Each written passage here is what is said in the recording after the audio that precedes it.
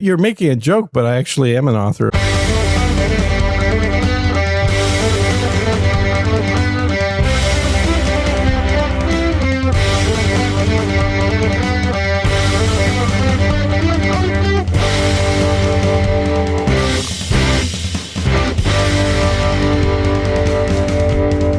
Hello and welcome to Unrelenting episode number 23 for April 15th, 2022.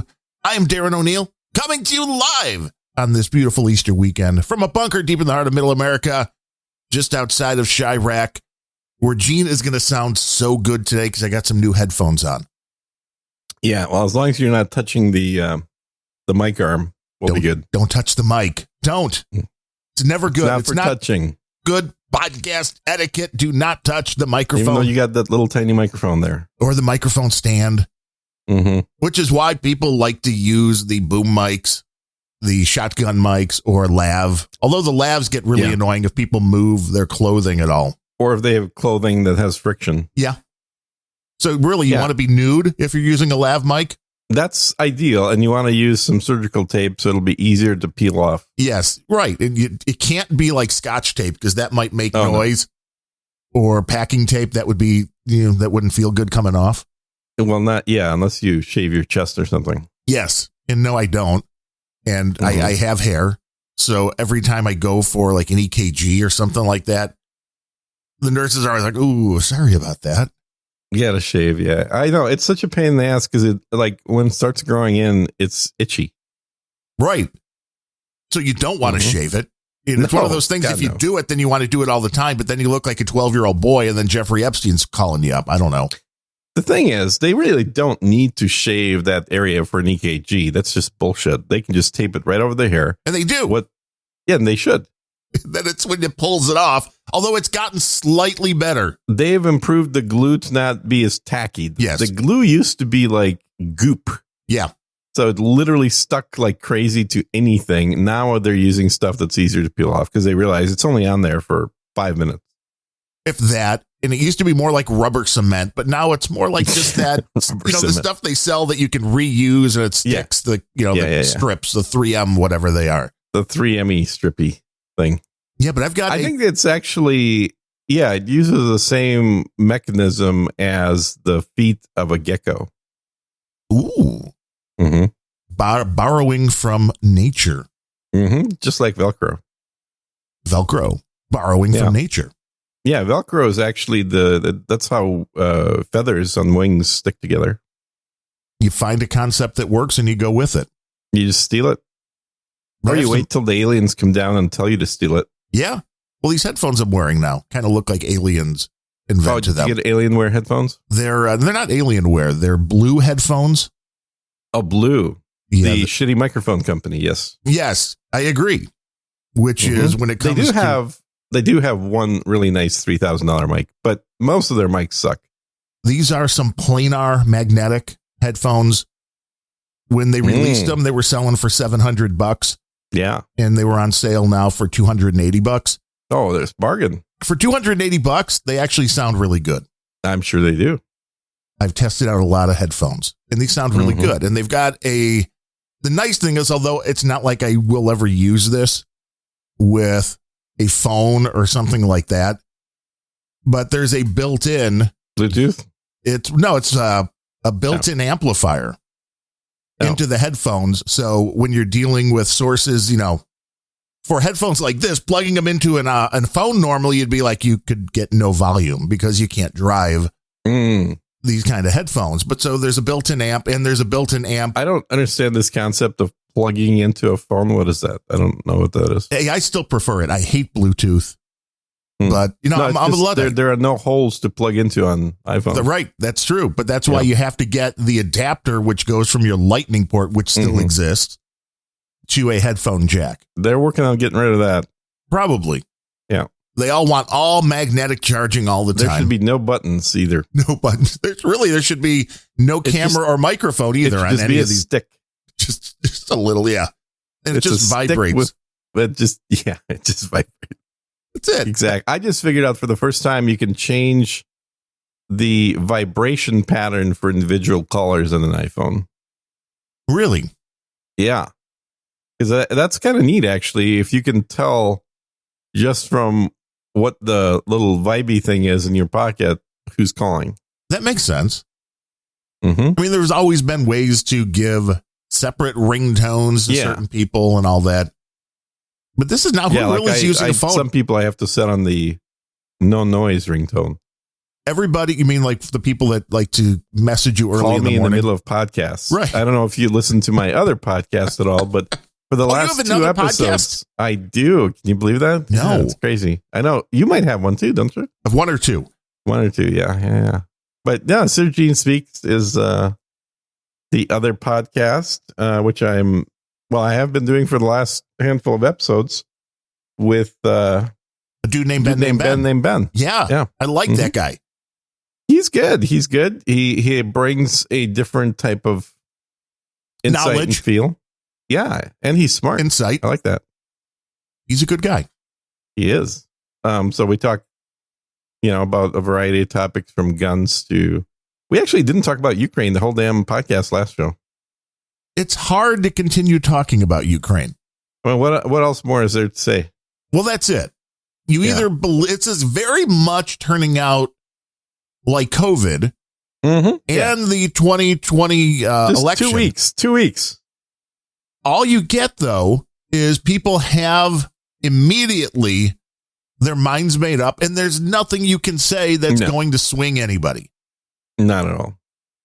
The more that big media corporations and these big tech companies get involved, the more I worry about it, the more I feel that my original thought on this was there's way more going on here than we're being told. And they talked about this on No Agenda yesterday, but I got the email because I guess I've had a Google AdSense account at some point. Mm-hmm. So I got the email. Anybody that uses Google AdSense did, but it was, Dear Publisher, due to the war in Ukraine, we will pause monetization of content that exploits, dismisses, or condones the war. Mm-hmm. Well, what do you mean? Condoning the war? Can you not condone Ukraine fighting back? I mean, if you're on the side that the people that are sending this out are, all they're saying is fuck Russia. That's all the message was implied.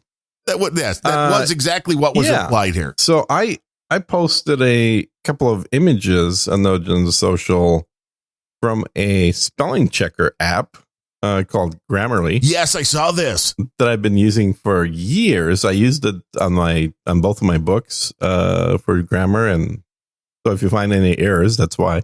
I've used it, and even their free service was decent. It's a good product, and I noticed it started misspelling Kiev recently into Kiev, which is not what it's called. It's called Kiev, and so I was like, that's bizarre. Why would they change the diction? Oh, that's right. They're pro-Ukrainian now. They changed the icon for the app into yellow and blue. And then I started looking at the settings, and I found a trove of things, including a support Ukraine setting. Now, thankfully, it is a flip switch that can be disabled, so I can turn off support for Ukraine, which presumably will stop trying to change my Russian words into Ukrainian. How does a grammar app support Ukraine? Oh, why not? What does that switch actually decided do? It's the right thing to do. Everybody's doing what's the phrase? Virtue signaling. That's the one. That's the phrase I keep forgetting because I don't do it, and everybody else apparently does. Now, like at everything that they are going through and checking your spelling and grammar and all that, do they just add things that are pro-Ukraine to your text? They just add the word bad anytime you type in the word Russia. That would be great.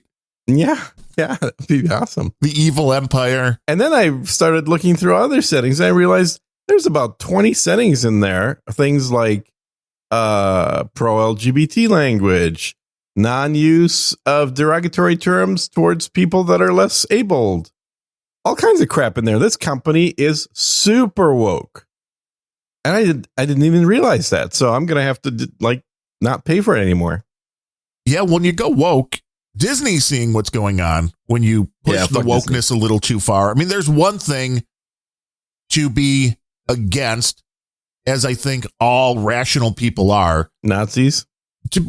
I don't want the, gay people to be beaten up or singled out and not be treated fairly. It's like, I don't want just black people. Got it. It doesn't matter which little subgroup you want to talk about.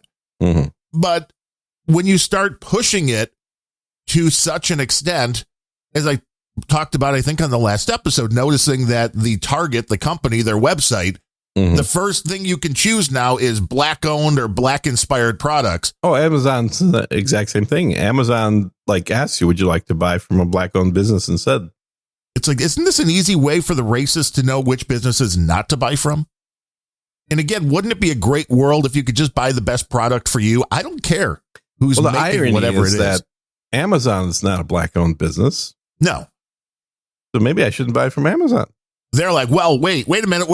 And then there were some people upset that Amazon is now charging, and they're saying they could have just gone and raised fees overall, which makes sense, but they're adding a 5% surcharge to third-party sellers. And I'm like, that seems like way less than you could be charging as a surcharge right now. Because I don't think so. I think they'd lose too much business if they want. I mean, a lot of companies operate at less than 15% margin. But what a lot of these companies, 5% is going to be a big hit to that. That's like your Amazon just took away a third of your profit.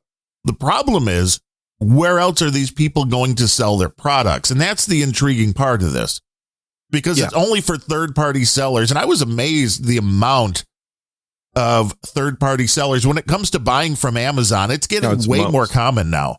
The vast majority of products are only sold by third parties. Yeah, because ever since they rolled out their program that allows third-party sellers to ship directly using Prime. Yes. Ever since that rolled out, that there's been a bigger adoption of consumers of using third-party. Because it used to be, anytime you were on Amazon buying something, at least that's true in my case, I would check to see, is it sold by Amazon or somebody else? And if it's sold by Amazon, I would always buy, even if it's a couple bucks more, buy it directly from Amazon because I knew their customer service would be better. There's other benefits. And it was always Prime. If it's sold by Amazon, it was not Prime most often. And you had a much better chance not to get a knockoff. Right. Which is a big thing that they don't really want to talk. Even Amazon doesn't really want to talk about that one. Yeah. I mean, Apple products notorious. All the chargers, all the cables, all of it is labeled as Apple, and it's all knockoffs. Which is why you have to know where you're getting the products and I've from. Literally, I mean, this is it's kind of sad actually, but a few years back, I just made a decision in the back of my head for the future. It said, as much as I know I'm overpaying, I will only buy phone cables and computer cables for my Apple products directly from Apple, because the knockoff cables break. The Apple cables last a minimum of 3 years. After 3 years, all bets are off, but they do last for 3 years. The knockoffs, you're lucky to get a year sometimes. Well, and that they're all just getting them from the same Chinese manufacturer. And I realized also when doing Amazon reviews that a lot of these companies would appear to be sending out, especially to the people when they were doing the, getting you the free product, and Amazon was facilitating it at that point. Right. But they would be sending out the first run of cables or whatever it was were great. And that's always how it works in my experience with Chinese products. Sorry to interrupt you, but it is absolutely the case. Their first run of every product that I've ever been involved in is great. Their philosophy is we lose money on the front end, we make it up on the back end. So as you order the second, third, fourth, fifth shipment from the same factory with the same specs and the same everything, they're constantly trying to come up with ways to save money on that shipment. Right. And once you start getting reviews for the product, well, of course, you send out all the good products first. You build up some good reviews, and then you can cut back a little. Yeah. Cut some corners. But there was in this article here on Breitbart, which I think came from The Verge, 2 million third-party sellers on Amazon. 2 million. Yep. Anybody can sell on Amazon. All you have to do is have enough product and have enough money. And you understand if the product doesn't sell, you kind of get screwed. Mm-hmm. Because you're sending it to Amazon. And if that doesn't sell, then you're losing some money. Well, they're going to start charging you if it doesn't sell. To warehouse the stuff, right? Yeah, to warehouse. Yep. But it's like, I don't mind Amazon giving a surcharge right now because they're basically delivering these products for the third parties. And that's part of the deal. Well, they're not. That's the thing is with the current shipping program, the third party itself is actually responsible for shipping the product. Well, see, for this, they were saying 89% are using fulfillment by Amazon, which there's. Okay. All right. Well, fair enough. So I guess that's a much smaller percentage than I assumed we're doing self-shipping. The guys that I work with are, but I guess not everybody is. And when it's the self-shipping, I guess the main difference is it's not Prime. So people like me. It is Prime. No, that's what I was saying is now Amazon has a certified Prime program for shipping the product yourself. Oh, interesting. So you can do you can still do Prime shipping, even if it's coming directly from the third party, not from Amazon. That you have to meet certain requirements in terms of like accounts set up with, whatever shipper. And there's actually, or at least there was when they started doing this. I don't know if they're still doing this. There was actually an Amazon person that came out to inspect your warehouse space. Well, as well they should get your space looked at. And because they don't want to sign somebody up and let them ship, and then it turns out they're operating out of an apartment. And to answer C. Brooklyn, in the troll room, if you're not in the troll room when we do these things live, or you can now go over to YouTube until they ban us. Yeah, you could go to YouTube. We'll even see your comments live. So, this stream is public. It is running right now. And if somebody goes to the, what is the YouTube address of the Unrelenting podcast? They don't give you a real address. I think you just have to search for Unrelenting. Unrelenting. Yeah. And it's yellow and red. It's a beautiful logo with the snake. A cute snake. Yes. I mean, everything Gene does has a snake that is involved. But no, I'm not a Amazon influencer. But back when Amazon allowed companies to give you free products in order to do reviews, I got a lot of free products. I mean, up to electric guitars, up to some headphones from Klipsch that were like $500, $600, $700 headphones. And the reality was it was a much better system than it is now. Amazon ranks the reviewers, and there's millions of people, of course, however many people have ever done a review, I'm guessing, or have an account on Amazon. That's how your reviewer ranking can be. And I got up to the top 300, which was pretty hard to do. That's crazy. Yeah. I've probably done about 500 reviews on Amazon, and I never got invited into the program. This was not a program. This was not something that was Amazon based. They do have they have a program that does that. It's called Amazon. I can't remember, but that is where they would be the ones facilitating this. Mm-hmm. What people were doing, because you have a profile on Amazon and you can put contact information on your profile. Once you got up to, I think it was within the top 10,000, I started getting emails. And at first it was like crappy little products that you really didn't care about, maybe a loofah, something like that. And as you did more and more reviews, it got to the point at one point that was probably getting a couple of Amazon packages a day. Wow. Yeah. I get that, but I'm paying for it. Right. See, and that it's not as good of a system if you have to pay for it yourself. Mm-hmm. It is way better. Well, I will tell you, I am contemplating, I'm not 100% doing this, but I'm contemplating selling a product or a few on Amazon right now. Oh, is it? What space is Survival gear. Oh, see, now that's not a bad idea. Sir Gene survival gear. Would somebody buy that? I wonder. It all depends. What kind of gear are we talking about? I think one of the first gear products is going to be a solar poncho. A solar poncho. Mm-hmm. So a poncho with solar panels attached to it. No, it's a reflective Mylar poncho. Oh, well, that makes sense. Yeah. One of the items that I was actually surprised worked, because this is going back again a few years. It probably was like 6 or 7 years ago. So it was probably one of the earlier solar panel cell phone chargers. Mm. And while it wasn't as fast, obviously, as plugging directly into the wall, and this was back before we had these super high capacity things. I mean, this was back when the charging used to take all night, even for, your Apple device. But it worked well enough. I was surprised just hanging this thing in a sunny window. It worked. And I was like, holy crap. Charge it. Yeah. It's not a bad idea, especially, when you guys in Austin saw that. No power for 3 or 4 days. It'd be nice. Yeah, there wasn't a whole lot of sunshine either, but yeah. True. But if you got no power and sunshine, hey. Well, I'll tell you, not having power does wonders for Home Depot selling out on generators. Well, there's a good reason for all that. People are getting scared. Yeah. Give them a nice poncho. Will it have your face on it? Poncho, what else do you need? Right. Will it have a Sir Gene face right on the poncho? Oh, that might cost me an extra 3 cents. I don't know if it's worth it. And it might turn off the females out there, or maybe it'll turn them on. I don't know. Turn them on. Every female loves a big, long beard. That would be extra poncho goodness. That's right. But I can see why Amazon's charging more. We'll see. I almost bought a surplus store back about 5 years ago. So instead of just buying some surplus gear, you were going to just buy the whole store. Yeah.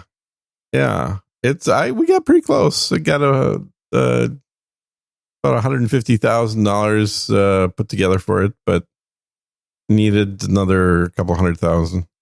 But when you're selling anything, you can see why people put up with what Amazon puts out there. I mean, the more I sell stuff on eBay, the more I'm like, Amazon maybe is a lot better than eBay used to be good, but eBay just turned to total shit. Yeah. Oh, it's horrible. And they immediately kick into, if you sell over the $600 or whatever it is in a year, they're now giving you the tax, they're giving you the tax forms. It's like, it's just way better to go sell this stuff cash, person to person, if you can. Craigslist. Yeah.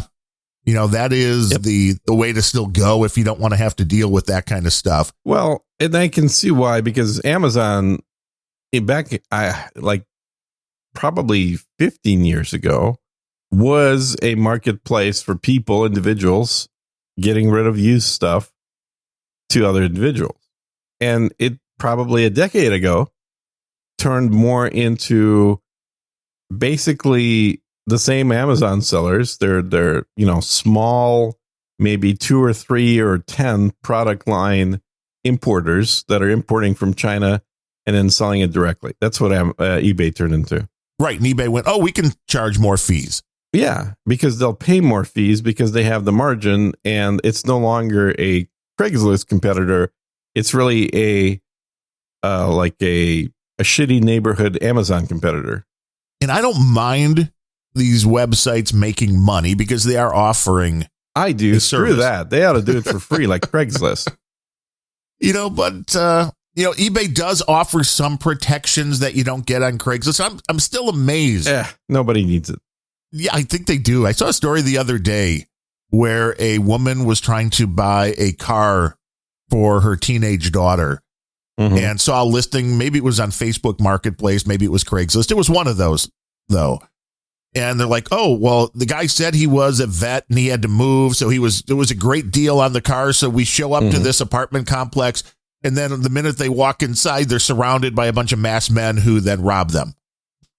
But how's eBay's policies going to prevent that? Come on. Well, you're not going with cash to buy the stuff on eBay. I mean, I guess you could, but no, eBay actually always, I think, takes the money. Even if you do a local pickup, I believe eBay will now force that the money goes through them. Really? Well, fuck that shit. Yeah. I don't think there's a way to not do it, which is the problem, because eBay now, this isn't even like somebody can pay you through PayPal. eBay now takes the payment and then just puts it into your bank account, which a lot of people, I saw some talk on No Agenda Social the other day about this, because if you want to sell on eBay now, you have to give them a bank account number.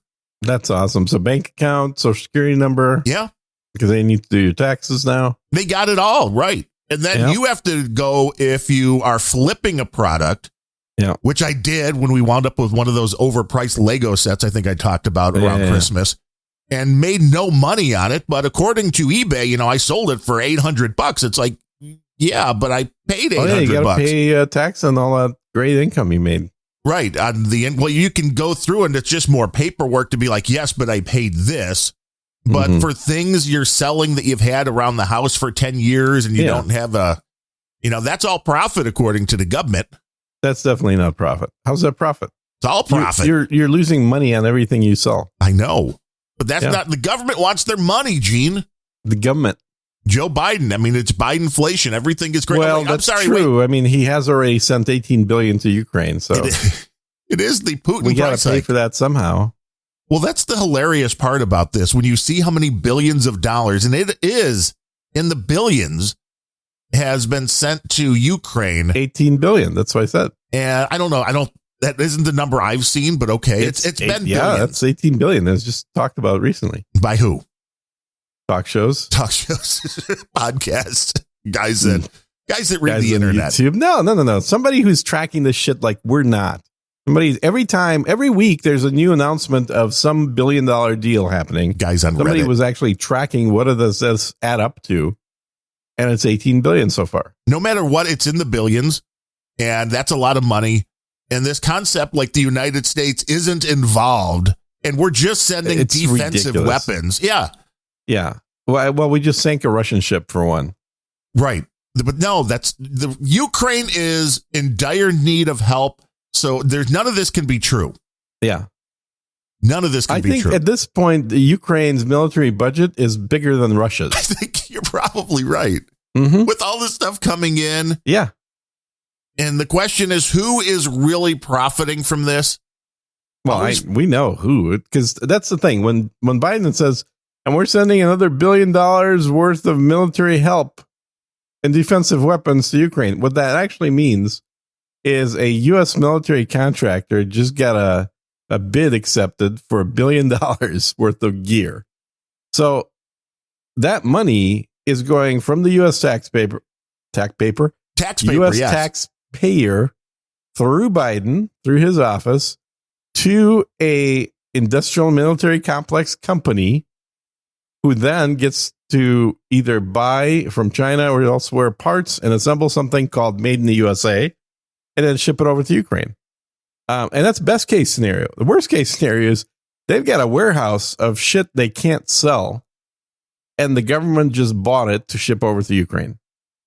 Well, the problem, though, with all that money is eventually do the people in the United States, the normal citizens, go, look at what I'm paying for gas. Look at what I'm paying for food. How are we sending billions of dollars to Ukraine? I can't afford to feed my kids. No, that's because you're a slave now.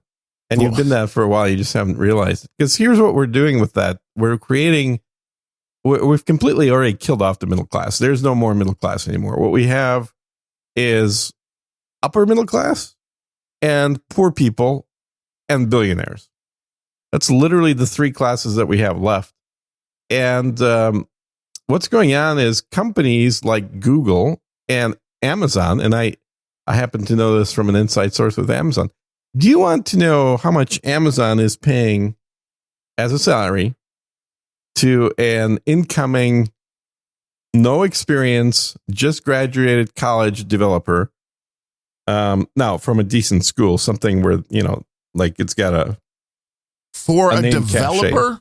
Developer. I would guess it's probably about $150,000. For somebody with no experience. So that'd be a pretty good guess, I would say. But it actually, the full package with stock for that incoming person is $380,000. Whoa. I mean, I knew it was high. Yeah. I knew it was high. $380,000 basically places somebody that's 21 years old, just out of college, into the top 1% of income earners in the United States on their first day at work. Supply and demand. So, I mean, that I kind of understand. It is supply and demand, but really what it is we're very much separating people into serfs and barons. Yeah, learn how to code. Because people that are, and so far it's not hereditary. Like you're not required to have had your parents be coders to be allowed to learn how to code. But what we're ending up with is, I mean, what do you think this 21-year-old is going to do? They're going to buy a Tesla for $100,000. they're going to be renting a $8,000 a month condo so they can hang out in downtown of whatever city, like San Francisco, with their buddies. They're going to be driven around in Uber Blacks when they're going somewhere, so they don't have to look at all the scum on the street walking around. I mean, it really is creating a very stratified society, and a little bit of stratification is not a bad thing. A lot of stratification leads to the French Revolution. Well, it's going on, you're right, within the company of Amazon as well, because my niece works there in HR and makes really good money. Obviously, the coder, not coding money, mind you. Not coding money? Okay. But makes really good money right out of college. But there's a lot of people that work in the warehouse that are like, we're not getting paid enough. Oh, no, they're trying to save money on the warehouse crew. That's the serfs. Because they know, you're right, this is a class thing that they can be replaced to do that job. Although that is... by robots. Well, that is happening more and more. Mm-hmm. I love it in the fast food arena where White Castle was at one of the forefronts of this, and they're starting to do this more and more. The machine that can do everything in the kitchen. Mm-hmm. It's like, why would you have people? No need, but they're going to be priced right out. Does the machine know how to spit in your food? No, which is also a benefit. Oh, is that a benefit? Okay. Unless you like spit in your food. I thought that's what special sauce was. No, that's maybe. I don't know. Depends where you're at. And if you're wearing a uniform that they don't like or something like that when you walk in. But this is much like the concept of a minimum wage. It's like you have to be careful what you ask for, because the minimum wage is not there to help people. It's there to get people out of the workforce. Yeah. The robotics move, same thing. This is if you're working in on the floor at Amazon and you're just running a package from point A to point B, don't expect to get paid as much as somebody who has a skill, because you can be replaced. You can be replaced easily. And that is the way that the system's supposed to work in capitalism, which is, you get your first job and you're the guy that's working for the fast food joint, but all you're allowed to do is, sweep the floors and clean the bathroom. I mean, granted, if you're cleaning the bathroom, you deserve way more money. But just sweeping the floors, you're not going to get paid as much as somebody who understands how to use the register. And then you're not going to be paid as much if you actually know how to make the food. And then if you're a cook that can actually make a specialty that a robot can't, and the company can sell it for, the restaurant can sell it for more money, then you will make more money as your skill level increases. So you're just saying you just have to outcompete the robot. Pretty much, which is getting harder. Because robots could do everything. I mean, I saw there's like robot vending machines that make pizza now, which is like, how do I get one of these in my backyard? You want a vending machine in your backyard? Well, it makes pizza. I mean, they're not necessarily in the yard. The garage would be fine. Yeah, that'd be better. It's like that would be awesome. I don't know. I mean, I'm really concerned about the coming, complete crash burn moment of the U.S. because everything that could possibly be done to break the U.S. is being done right now. Yes, and it seems like it's intentional from the radical left that is pushing for and using climate change mainly, and I mean racism. Once they were able to pull in on that one, they're using these things that aren't a reality to the point that they're saying they are. I mean, I'm not saying there's not racism, but I don't think there's rampant racism going on here. That's interesting. My other co-host just said there is no such thing as racism. Well, I think they're wrong, because there are some people that are racist. There's a lot of them on MSNBC if you want to watch, for one. I mean, I know technically you can't be racist if your skin color is darker. Yeah. But that's also the big lie. This guy that it all depends on how you redefine things. See, that's the way that the left has learned that the only way they can possibly win is by redefining the meanings of things. Right. Because if they have to play by the same rules as everybody else, they cannot win. Right. They want you to believe that grooming your children, no, that's just educating them. We change the word and we point to the other side as the bad one. And if the media goes along with that, that's what people believe. I saw a poll the other day. I think it was a Quinnipiac poll that said 80% of the people, I'm assuming this was in the United States only, but 80% of the people believed that Vladimir Putin was a war criminal. Mm-hmm. I'm like, the only reason 80% of the people here believe that is because of what's being said on the news. On MSNBC, yeah. That's it. Strictly it. And you can make these people think whatever you want. I did see somebody and that's point a bullshit number anyway, because it's really 80% of the people that are on the list to be called believe that. Right. It depends where you're culling your answers from. Yeah, from the audience of MSNBC. That's right. where we're calling you from. You know, it all depends on where you're going for the information. And you don't ever question the reality of the situation. It's like, again, I can't tell you what's going on, but when all the sides are converging and saying one thing, then I start worrying a little bit. It was the same thing with COVID. This concept. So that you're a believer in Heinrich Ibsen's concept of the majority is always wrong. Not always, but there's something to be said for that. Mm-hmm. And I know that Adam Curry from the No Agenda show calls that the mass hypnosis or mass formation. Mm-hmm. I don't even know if it's hypnosis or mass formation. I think people are just stupid and have a tendency to believe what they hear. And you're hearing that.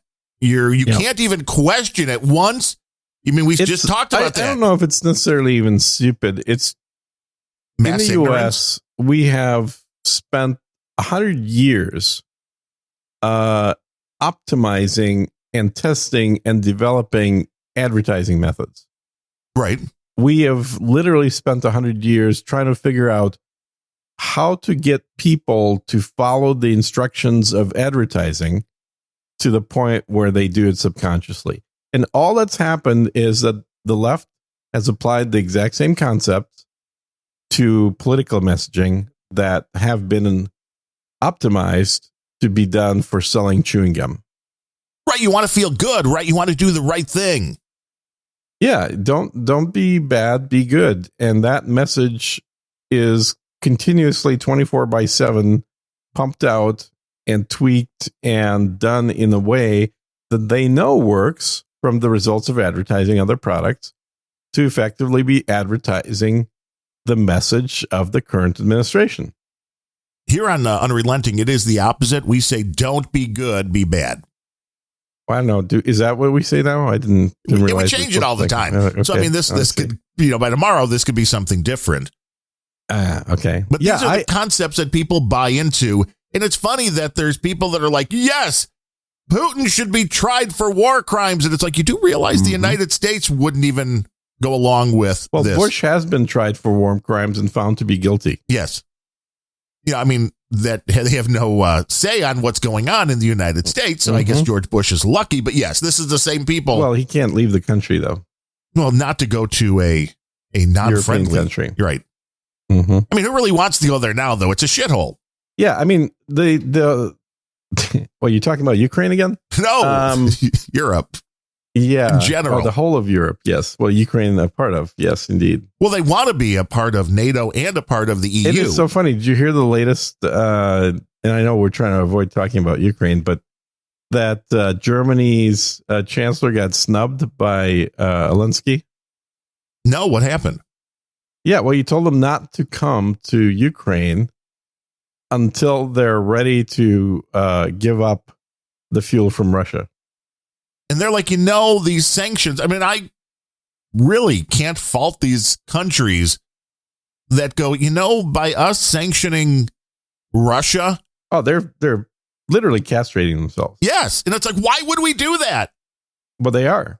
They're enjoying doing that. It's the insanity of it. The people in those countries are the ones that should stand up. Yeah. I mean, this is, I think part of the reason, maybe not the entirety of it, but part of the reason that the globalists are so gung-ho in jumping into this war with Russia isn't even about Russia, which they, I think, dislike, and certainly they dislike Putin, but it's about the fact that it's an awesome excuse to do the Great Reset. Right. To really fuck as many people over as possible, steal their money, steal all their savings, steal their houses, which, the corporations are buying up and competing with individuals buying houses. and get them to that ideal situation where they will own nothing. There's been that push for years, and I've never understood it. But even people my age, which is close to your age, have always been in the mindset. Age, yeah. Have been in the mindset that renting is a good thing for wherever they're living. And I'm not going to say it's never. It's depending if you have to live in an area that it's like really expensive and you can find something you can afford. Okay. But you're just throwing money out the window and getting no equity out of that. But this is now what's being pushed for a variety of things. As you said, this whole war on fossil fuels, I think a big part of that is we don't want people to own cars anymore. We want to make it so inconvenient, as you said, if you want to go out, public transit, right, or walk, or call an Uber. I mean, at the very least, there's going to be services like that, ride sharing. That's what they want because allegedly that's better for the planet. I don't buy it, but that is what's being used as an excuse to change behaviors. And this whole concept that you'll have nothing and be happy. It's like, how are people that dumb? Yeah. Yeah. Well, I mean, that is the definition of a serf is somebody that owns nothing and relies on their lord for everything that they can do. It's for the better good of society. And then the guy at the top is just laughing. And well, and that's the thing is you have to. This is the bit that I think people are stupid about is how can you accept what somebody is telling you, which they do not themselves practice? Because the people telling you to not drive a car fly in private planes. Right. The ones that wanted to defund the police were actually hiring private security forces. Exactly. So that's all it takes is to see, is the person that is telling me to do something good, are they following their own advice? And the answer 9 out of 10 times is no. I mean, probably Bernie 99 Sanders, out of 100. Multiple homes, Bernie Sanders. Yeah, well, why wouldn't he have? I mean, because he's a communist. That's why. I mean, if you're walking the walk. Yeah, he's a rich communist, though. He's a millionaire communist. Well, right. He's the guy at the top. Just like Justin Trudeau is a millionaire communist. The top of the food chain. We can tell you what to do. Look at Black Lives Matter. How many multi-million-dollar properties did they buy? $6 million house. Yeah. And now I loved their response was, well, it's, this whole tax structure, like we have to tell people what we're doing with the money. That's racist. Yeah, bullshit. It is racist. It's like, yeah, the government, that's one of the things the government doesn't care how woke you are or what color your skin is. They want their tax money. They do indeed. But I think it's beyond tax money. It's control. Well, there is that as well. Yeah. And don't forget to pay your taxes, kids. Monday is the day you need to get your taxes in by this year. Oh, it's not today? No, because today is technically a holiday, being Good Friday. Oh, it is. Is it Good Friday? Yeah, today's Good Friday. You must not be Friday. What is that? Catholic Russian boy. Yeah, I'm real Catholic. You could tell, right? Easter is Sunday. So today would be the day, Good Friday. Rabbit Easter is Sunday? Right. Today would be the day that Jesus of Nazareth was crucified. Oh, so it's Happy Crucifixion Day. Yes, and then that's what we call it in my country anyway. Which country is that? I thought you were from Putin's country, No, I thought you were from Minneapolis. Wow. That's what I mean.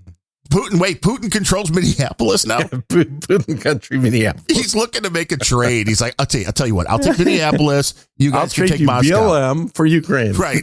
Right. This is like the game of Risk at a whole new level. Mm-hmm. They're just rolling dice. Oh my God, I used to love that game when I was a kid. Oh, I know, because you could play for hours. Yeah, and this is before, things like internet, computers, video games, television. Yeah. I think you had television. Not when that game came out, we didn't. Well, I mean, were you playing Risk before there was television? Hell yeah.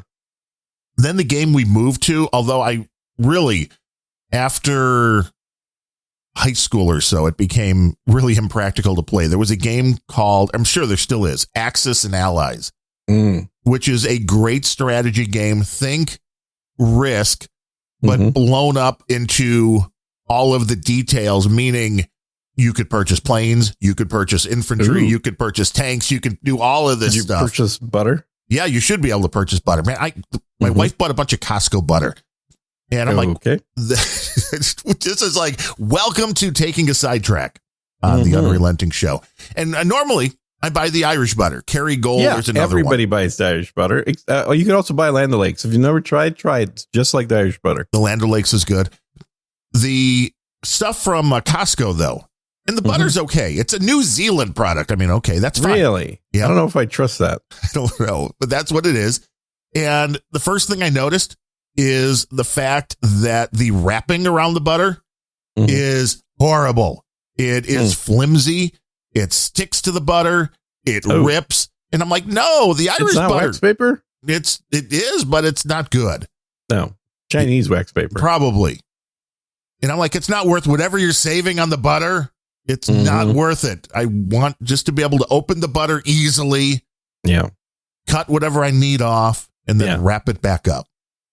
That's what I want. It's way easier. I don't really wrap it back up, but the first two parts, yeah. Like, no, there are, and this is still weird. I've never done this, but I understand that butter, even though it is sold to you in the refrigerated section. Yeah, it doesn't have to be refrigerated. No, butter can go for weeks. Yeah. In weeks sitting out at room temperature. Yeah, you just don't want to get contamination out. That's all. Right. You should still cover it. Yeah. Yeah, and, that's what I'm implying. And put it in a possibly, airtight container. There are actually butter plates and with covers combinations you could buy that are meant for you to put. So the butter is in the middle, and there's a little ridge above that, and then a dip again in the plate, and that is to be filled with water. And then you put the cover over it, which actually touches the water. So it's a completely airtight seal. That is ingenuity right there. Yeah. And it lets you keep the butter at room temperature, for long periods of time, but without the contamination. Which makes it a lot easier to put that butter on your toast or your non-toasted bread or whatever you want to put the butter on. I could see that. I mean, you could also stick it in the microwave for like 5 seconds. Yes. Yeah, I've done that as well. It's not a big life hack here. It's life hacks with Unrelenting. Ever since I learned that we've been lied to on the food pyramid when we were younger, I've reintroduced things like butter into my cooking. Well, yeah, for a while, eggs were the worst thing you could possibly eat. Yeah, eggs are awesome. There's a lot of protein, the cholesterol. It was all that's going to kill you. Just eat the yellows. Eat like a dozen egg yolks. It's awesome. Raw? Well, no, you can cook them. I find my taste has changed. I used to just mostly like hard-boiled eggs, but I've kind of come around to the soft-boiled. Yes. No, I like the texture. Where it's kind of a little gooey on the inside. I've never really played around with poaching eggs, but that is also where you want... It's too much work. Right. Well, that's it. Yeah. You do want a nice gooey yolk. So, especially on top of a burger, there is nothing better than a fried egg with a runny yolk. Mm-hmm.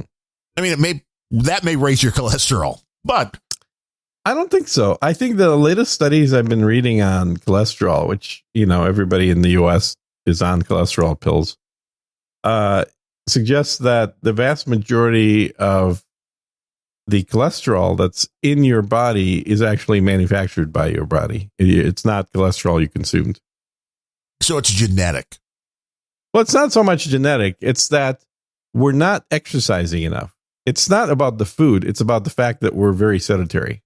Yes, which is really easy to be. Cholesterol is utilized by the body. It's the precursor. It's the building block of hormones. And so when you exercise, when you have adrenaline and testosterone being manufactured in your body, it is using cholesterol as the building blocks of that. When you're sitting on your ass and doing nothing that requires generation of hormones, then that cholesterol just starts to pile up, and sometimes inside of veins and arteries. So what you're saying is I should just bring a microphone stand and hook it up by the recumbent bike, and I could just podcast while biking all day. Yeah, I thought that's what you were doing right now. That wouldn't be a bad idea. That would not be a bad idea. Mm-hmm. Or you could actually stand up. But why would I want to stand up while podcasting? That sounds like it would be uncomfortable. A stand-up desk would force you to stand up, and that's why mine is in the garage. where I'm not recording. That's very helpful. You're like, you don't even want to be tempted, huh? Well, because the last thing you need is some piece of furniture telling you how to behave. Right. How dare it? Right? How dare it? I mean, how dare it want us to be healthier? Live longer lives. Why? This is all going into World War III. What do I want to be around for it? And standing is, it certainly burns more calories than sitting. But I think, and you sound, I mean, according to some people anyway, you sound better when you're standing because your lungs are able to get full inflation. We are able to speak louder. Project better, more, all that good stuff. That's what we have the microphones for, that we can put our mouth right in front of. Right in front of it and just like mouth the microphone. AMSMR, that's whatever it is. ASMR. Oh my God. Have you watched any of those videos? No. Holy shit. No, they're disturbing in their own way. All it is on Twitch, I can't believe they've banned other things, but they allow this shit. If you go to the ASMR category on Twitch, all it is college age or younger girls like sticking their tongue on and licking binaural microphones. You know what those are? Binaural microphones. Isn't that like it's basically the microphones that are inside of a set of ears. It's not a full head, but it's essentially placing the microphones the same distance and the same direction, trying to as recreate a person's ears, right, to create a three-dimensional realistic sound from the microphone pair. Which there are some guys that do, and probably girls that do concert recordings, bootlegs with those kind of microphones. Stuff. A lot of people do nature things that way. But the point is, they're buying these. These are not cheap. These are $1,000 or more. Yeah. And they're buying these things in order to slobber and lick these artificial plastic ears just to get the sound on video with the audio, and it's ASMR. And if you're not watching the video and you're not seeing this, college girl like sticking her tongue in a plastic ear, what it sounds like, and I know this from experience, it's amazing to believe, but it sounds just like a blowjob. And I'm guessing these girls are making more money than we are. These girls are making hundreds of thousands of dollars. We're in the wrong business, man. I don't think anyone would pay to listen to you tonguing artificial ears. I would hope not. No. But I mean, hey, if that's your thing, I mean, we could always start an OnlyFans. Just let us know. If my OnlyFans was making that much money, I wouldn't be doing this stupid show. You're like, no, thank you, sir. Yeah, no, I gotta make the $5 that this show generates just to offset the poor payments on OnlyFans. It wasn't even today. Oh, Jesus. Not even 5. That's awesome. It would have, but the system that would have allowed your friend and mine, comic strip blogger, to send a boostergram was down. Oh, no. And he said he was going to send a boostergram as long as I would read his note, which was telling you how bad you are. Oh. And I'm like, I'll read anything, man. I don't care. I'll dance. Oh, that's too funny. I know. Yeah, well, you can't read it now because he didn't send it. So right, because it was down, and it was the program, the app, whatever you want to call it, that he is currently using had like a DDoS or something, so they had to shut down. That's too funny. Lightning. So I guess the DDoS did work. Good. Which is why that there's still some work to go with the podcasting 2.0 getting value. I'm starting to change my mind about Poland. About Poland? I really do think it's Poland. Historically a part of Russia. Well, wasn't everything a part of Russia? I mean, to some extent. Wasn't everything? Weren't they all a part of the Roman Empire? Starting to grow into this idea that maybe Poland did really truly used to be part of Russia, because I really feel the Polish people are wanting to reunite with Mother Russia. I'm getting that sense a lot. Now, really, though, I think Polish food is better than Russian food, or am I missing? It's definitely worse. Are you kidding? Oh, no. No, I'm not kidding. What should I be? Okay. What is a fantastic Russian meal? And so if I'm looking to acquaint myself with Russian cuisine, sure. What do I go to? Bear meat pelmeni. Bear meat. Yeah. Like black bear, brown bear. Sure. Yeah. Whatever kind of bear you got. Whatever kind of bear you got. I mean, in Russia, they don't have brown bears. They only have black bears. Wow, that's racist. Well, that's how it works. So that would be something interesting. There is, and that's pelmeni is a Siberian food, so that's from the eastern part of the country. There are a lot of shish kebabi type foods from the southern part of Russia. I like a good shish kebab. Yeah, that's very, very traditional. There are, I'm trying to think of, Americans don't like salads. Russians eat a lot of both cold and hot salads. I mean, they're healthy for you. Get some like roughage. Salads with meat, basically, and no lettuce. When I say, so if you've never had a Russian salad, think of the following ingredients: potatoes, beets, beef or pork or chicken or fish. Now that sounds like a hell of a salad. Not all in the same salad. Now, these are ingredients to make a variety of different types of salads. Some of them cold, some of them hot. But I found, and this is one of the things Adam always bitched about whenever I took him to a Russian restaurant, is that he just could not get into either the cold or the hot salads. Because he just, I don't know, he has too much of an American palate, I guess. Which is surprising because he spent time outside of the U.S. Yeah, he grew up in the Netherlands. So. Right. But I still think that that type of salad is just not very popular for whatever reason outside of Eastern Europe. And incidentally, I do think there is some good Polish food. Don't get me wrong. I don't think Poland has horrible food. Like Ireland absolutely has horrible food.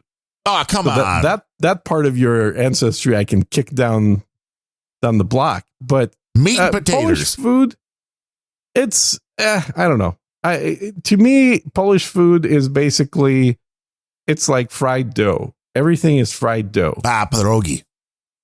Yeah. And you put it in fried dough. It's great. If you got some sauerkraut, you put it in fried dough. If you got some meat, you put it in the fried dough. Yeah. You got fried dough, you put it in the fried dough. You do. Cheese in the fried dough. The Russian version of that is baked. It's the same ingredients, but it's baked instead of fried. Which is close. Now, if you throw it in an air fryer, you're crossing those bridges. That's like the crossover tool. Yeah. Certainly, Mofo says a Russian salad sounds a lot like stew. Well, no, because stew would be liquidy. This is not liquidy at all. So think of like if you boil potatoes, which is just like a baked potato, but not as fluffy and falling apart. Like they actually stay together.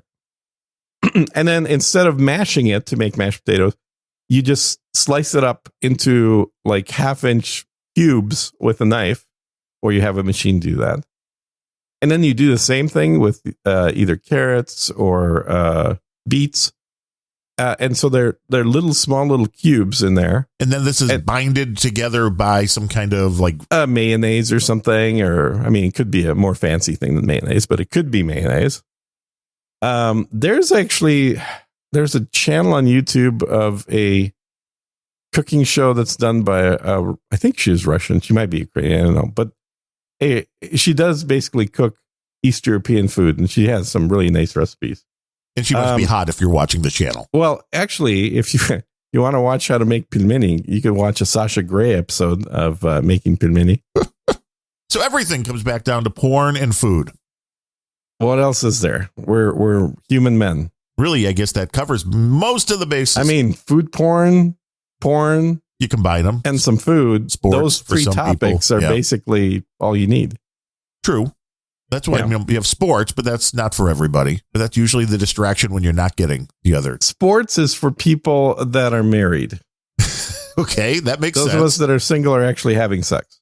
That makes sense. I was intrigued because I watched a baseball game, which is a rarity for me over the last couple of years. You're right. And I stopped paying last year for the Unlocator because I wasn't watching enough baseball. And while I like the service, the VPNs are now so good. So this is one use for a VPN. Is to pretend to be somewhere else and watch the event. To get around the blackout for the local team, which I still don't understand why they have. The blackout thing is just bullshit anyway. It is. I wonder what is going to happen tonight. Well, but I watched the game. It was fine. NordVPN way fast enough. No, disconnects, no bad, no bad service when it comes to the bandwidth. But tonight I noticed that the White Sox are a national game, and the Friday night baseball games now are solely on Apple TV Plus, which is interesting to me. You got that, don't you? And I had it for a year, and then it was like, would you like to renew? And I'm like, fuck no. All I watched was Ted Lasso. I didn't even watch the Jennifer Aniston thing. Although again, I hear there's ways. That was pretty good. I like that more than the Ted Lasso. I currently have it. I keep getting. Actually, I can cancel it now. I got it to watch a Foundation.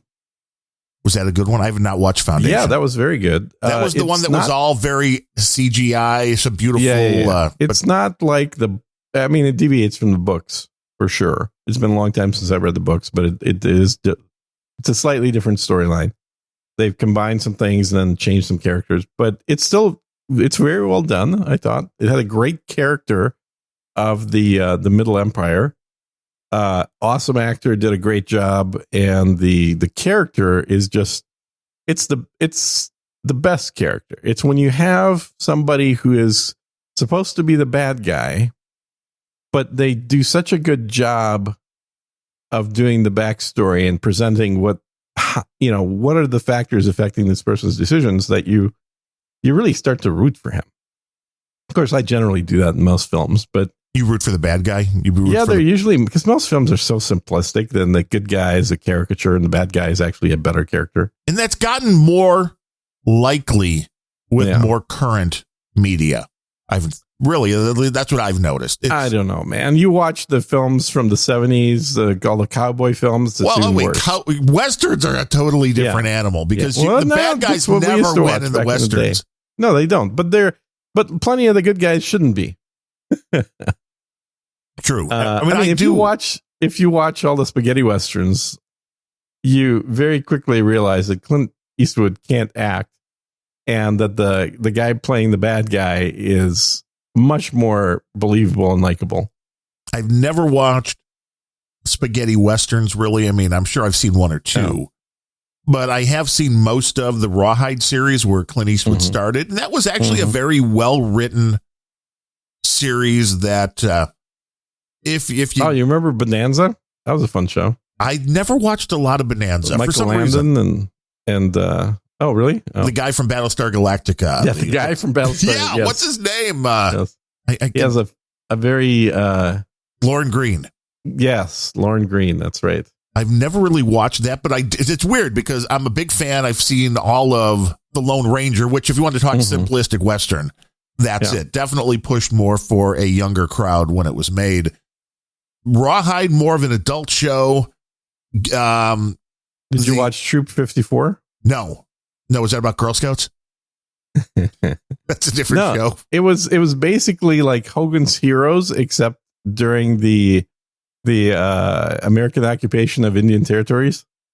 Now you just have to look for that. Now, Hogan's Heroes, I did watch through. Oh, sorry, Troop F. It wasn't 54. I don't. Why am I thinking 54? Because I don't know. That's you're getting I'm thinking older. of Studio 54. That was from about the same time frame. Oh my god. Perhaps. Yeah. But I really enjoyed the Gunsmoke. That's a great show. Yeah. But Hogan's Heroes, I really enjoyed the rip that I have of Hogan's Heroes. The first thing I noticed was it looked better than a lot of television today, which for as old as it is. Shot on film. Right. So it should. It was obviously shot very well.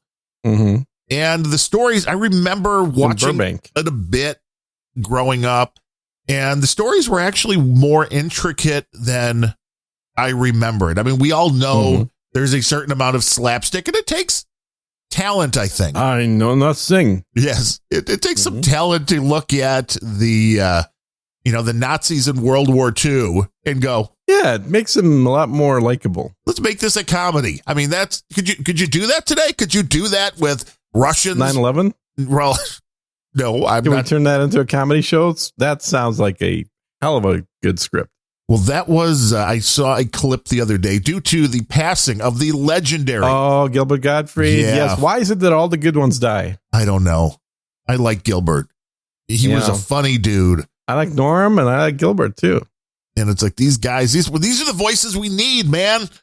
These are the guys that were for their entire lives seen as saying things that people shouldn't be allowed to say. Yes. And that is vital. That is vital to free speech. That is vital to democracy. Yeah. That is vital for people to be able to be free thinkers. Absolutely. And I saw the clip of him right after 9/11. I think it was a roast of Hugh Hefner because there were big Playboy yes. logos up in the room. And he made a joke about his flight home. He's concerned because it had a connecting, it connected at the Empire State Building. Mm-hmm. And everybody's like, oh, like too soon. And he makes that switch in his mind and goes into the aristocrats joke. Oh, God. And he just nails it. And you could kind of, and they mentioned this in the documentary, but it's kind of like you could see Gilbert going, okay, so you're not going to let me do that line of humor. Let me show you how bad humor can be. And that's vital, to be as dirty and just to go for it. And it's this woke world we have now. It's getting to be more and more where you can't say those kind of things. I included a little 45-second joke of his in the Random Thoughts episode. And I mean, I thought it was hilarious because he comes out and he's like, okay, mom and dad, 2 kids at the breakfast table. Mom says, hey, Junior, what do you want for breakfast? And the kid says, I'll have the fucking French toast. And the mom slaps him and the dad takes off his belt and they're beating him for 5 minutes. And then they send him off to his room crying. And the wife goes to the other kid, what would you like for breakfast? And he says, I sure don't want the fucking French toast. And it was like, it's just so on the nose, but Gilbert sold it, Yeah. Yeah. He was a voice of a generation. Well, it's funny that he became probably the most famous as the Aflac duck and the bird in Aladdin, Well, he did. I'm pretty sure. I'd actually have to look this up, but I'm pretty sure he used to do a thing on late night hosting thing on USA Network. What was that? They did like a. Listen while Gene Googles. I don't know if I should I Google? Okay, I'll Google. I don't use Google, incidentally. Well, see, now I went from Google and I went to DuckDuckGo, which then, of course, you can't use that anymore, right? Because it's like, oh, screw them. I've been using Braves built in. That's what I'm using currently right now. It's not great. It is not great. No, really? It's not horrible, but it's not great. What have you not found on it? I don't remember specifically, but it was like there have been times where I've gone back and gone somewhere else to kind of test it out. But I'm assuming it's getting better and better as more people start using it. It's kind of like a podcast. How tall Gilbert Gottfried was? He was only like 5'6" or something, wasn't he? 5'3". Wow, so that's really, really short. He was a miniature person. I think that's above the line for being. No, he's not a dwarf. He's a miniature person. Miniature person. So what is somebody that is 6'6" as I am? 6'6". That's an oversized person. Oversized. Okay. Yeah. So miniature and oversized. Correct. Yes. 5'8" being the perfect height. Wait, just by coincidence, how tall are you? Oh, I'm not even perfect. I'm 5'7". Oh, well, see, you are an inch short. Wow. Mm-hmm. Wow. So, I mean, when we start doing live podcasts on stage, are we going to have to put you on like a booster seat? Or booster seat? No, we'll just put you sitting in a hole. Right. Okay, that works. Yeah. It's those TV tricks that they've had to use for years. Yeah, they've had them. When you see Tom Cruise standing next to Shaq and they're like the same height. Yeah, or Adam Curry standing next to Michael Jackson. Right.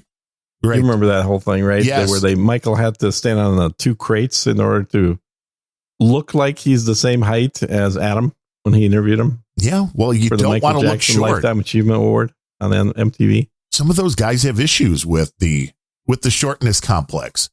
Mm-hmm. I mean, you are what you are, and I mean, I mean, I guess at some point the internet changed that because people were going to be able to see the reality of things. Where I guess if maybe you call a wide angle lens held about a foot in front of your face reality, sure. Well, right. I mean, but the reality is you could hide things, back in the 50s where you didn't know the president was in a wheelchair. I mean, sure. Yeah. And his wife was actually running the country. Yeah. Right. These are things that the public was completely unaware of. Now we have too much media, and that is maybe the problem. But I mean, Elon, man, I called that one. I mean, it wasn't months in advance, but I called that in advance when it's like, he doesn't want, I didn't notice. He didn't want the board seat. I'm like, hostile takeover, anyone? Uh-huh. I don't understand why he would think it would be cheaper to buy Twitter than to build a Twitter competitor, because it would not take much at all for somebody to just completely destroy Twitter. The eyeballs are there. And this is something that we've noticed. Is there advertising on it? I don't even know. I'm banned, so I have no idea. It's very similar to what we did with the RSS feed for this very show when it moved from the previous show. Yeah. People just don't pay attention. And you can move and say, we're here. But but again, now you're using, that's a perfect comparison, because what we had is a bunch of people that never unsubscribed who didn't listen either. Which is a lot of people that are on Twitter who just don't pay any attention. And there's a lot. And I'm sure that even though I've been banned off Twitter and I can't log in, and rightfully so. Technically, I mean, they're counting my account in one of their millions of accounts. True. You still exist. I exist as far as Twitter. And I'm sure my, in fact, I haven't checked. Maybe my old tweets are even online still. I would agree with you that making a Twitter clone is not hard. People have done it. No, it's really not hard. The hardest thing is scaling. Money, and if he's going to spend $50 billion, which is an insane amount of money for one person to spend. But see, he has it. That's the sad part about it. I don't know. I don't think he does. It's not his money he's using, because that money he has, but it's all tied up in stock of SpaceX and the car company, Tesla. So it's not like he has cash sitting around to buy Twitter. He has to borrow money to buy Twitter. Right. He's leveraging. He can borrow that much, which is impressive, right? But it's not like it's just sitting there, just, asking to be spent. Yeah, I go to the bank and I'm like, can I get $50? And they're like, no. Elon walks in like, can I get 50 bill? They're like, sure. Yeah, exactly. So I can't imagine that if you built a Twitter alternative, which you could probably build for, I don't know, let's just throw a crazy number out there, 100 million. For 100 million, you could duplicate Twitter technology and then spend 25 billion marketing the hell out of it to kill Twitter. That to me seemed like a much better approach than actually buying Twitter. Because here's what happens. So is he just looking to piss people off? He buys the stock in Twitter, right? Right. The first, it doesn't even matter what it is or how innocuous the change. The first change coming down the pike as soon as Twitter goes private from him, 80% of his workforce is on strike. Right. Okay, now what? You still got to pay the 20% and frankly the 80%, because knowing those people, they will form a union within one day, and now you can't fire them. Well, see, I think you have to fire everybody because Twitter won't run. You've now own a product that can't run because 80% of your staff is on strike. You fire everybody going in, and you have a very mass rehiring with people signing contracts. I don't think you can do that. I think that if you fire everybody going in, then you're basically taking Twitter offline for a month or two. Is that maybe what he wants to do? Why not build it? You could build it in less than a month. Well, that's what I'm thinking. There's some kind of punitive thing going on here, that he wants to stick it to somebody. And when you got fuck you money like that, you could stick it to a whole company. $54 billion is not fuck you money. That's insane money.